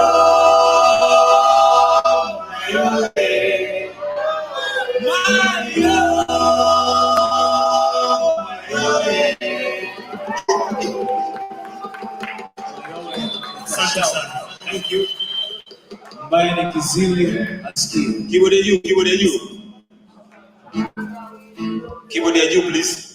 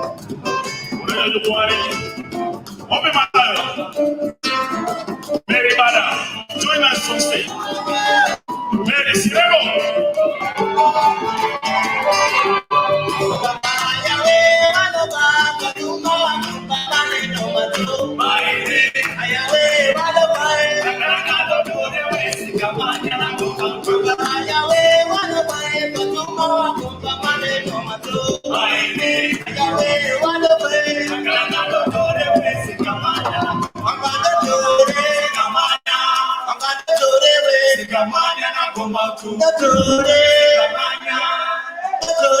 Sigamanya na goma tu.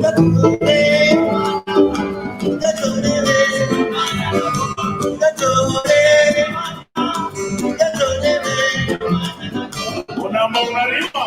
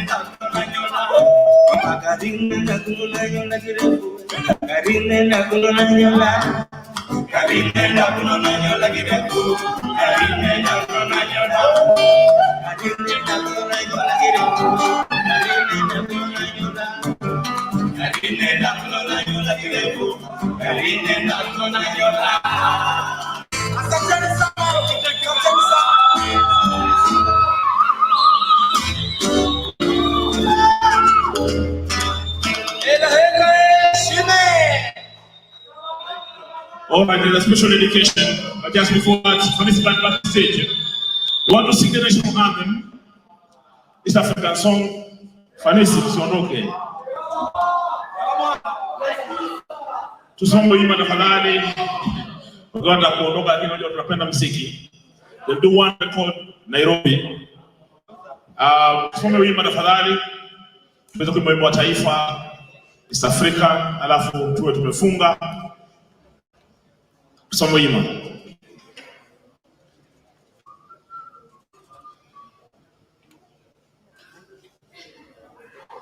DJ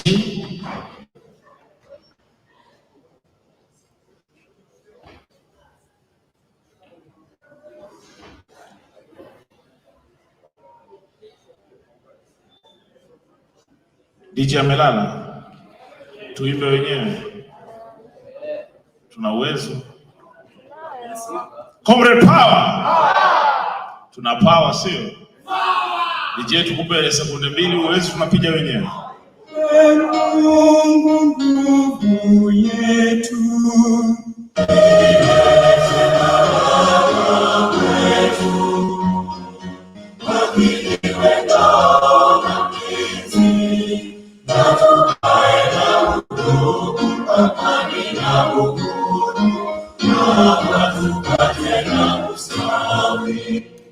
Afrika Mashariki tusaidie, tumesimama.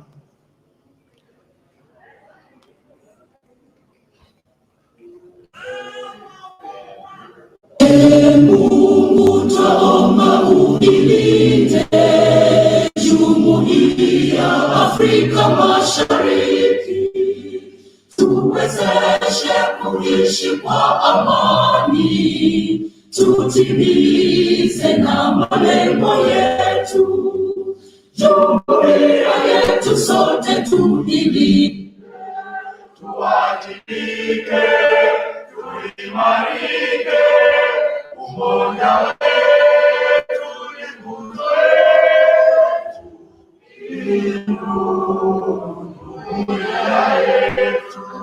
Jipigie ni makofi wanaelewa wimbo huu. DJ anacheza na tuko sawa. Jipigie makofi. Make some noise. It's an amazing democracy of 2021. Kanisa Forum Sivo, pigeni makofi. Thank you, ladies and gentlemen. Thank you, others. Asanteni sana. I've been your host, MC001. Nawapenda sana. God love you. I love you. To your name, I love you. Oh, tuonane Mungu akipenda. Fanisi the band. Fanisi the band. Fanisi the band. Pigia Nairobi. Twende zetu. All right. Thank you for those who wako na haraka. Tunazaenda sasa hivi. Thank you so much, Ingrid. Asante sana. Safe journey. All right. Nairobi. Social education. Barua. Na Huma bado DJ is here. All right, twende Fanisi.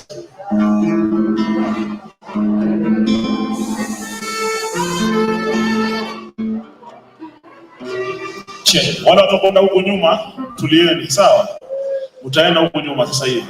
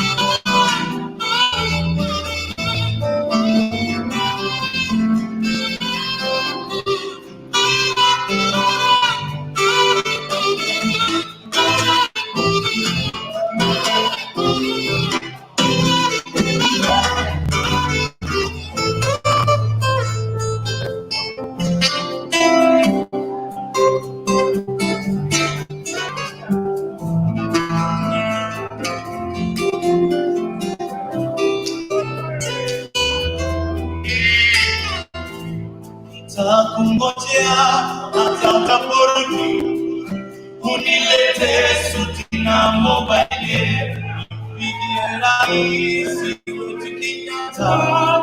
nimwambie kuwa nyuma sibakie, nikamngojea hata atakaporudi, unilete suti na mobile, nije rahisi tukinyata, nimwambie kuwa nyuma sibakie.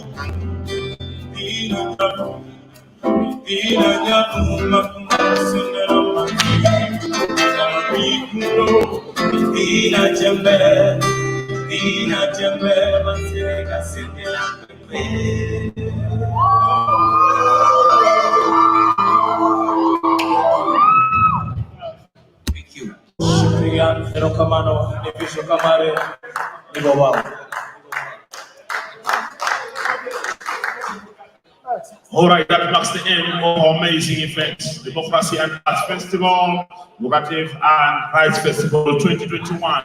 Thank you, love you, all the best. MJ, tumemaliza.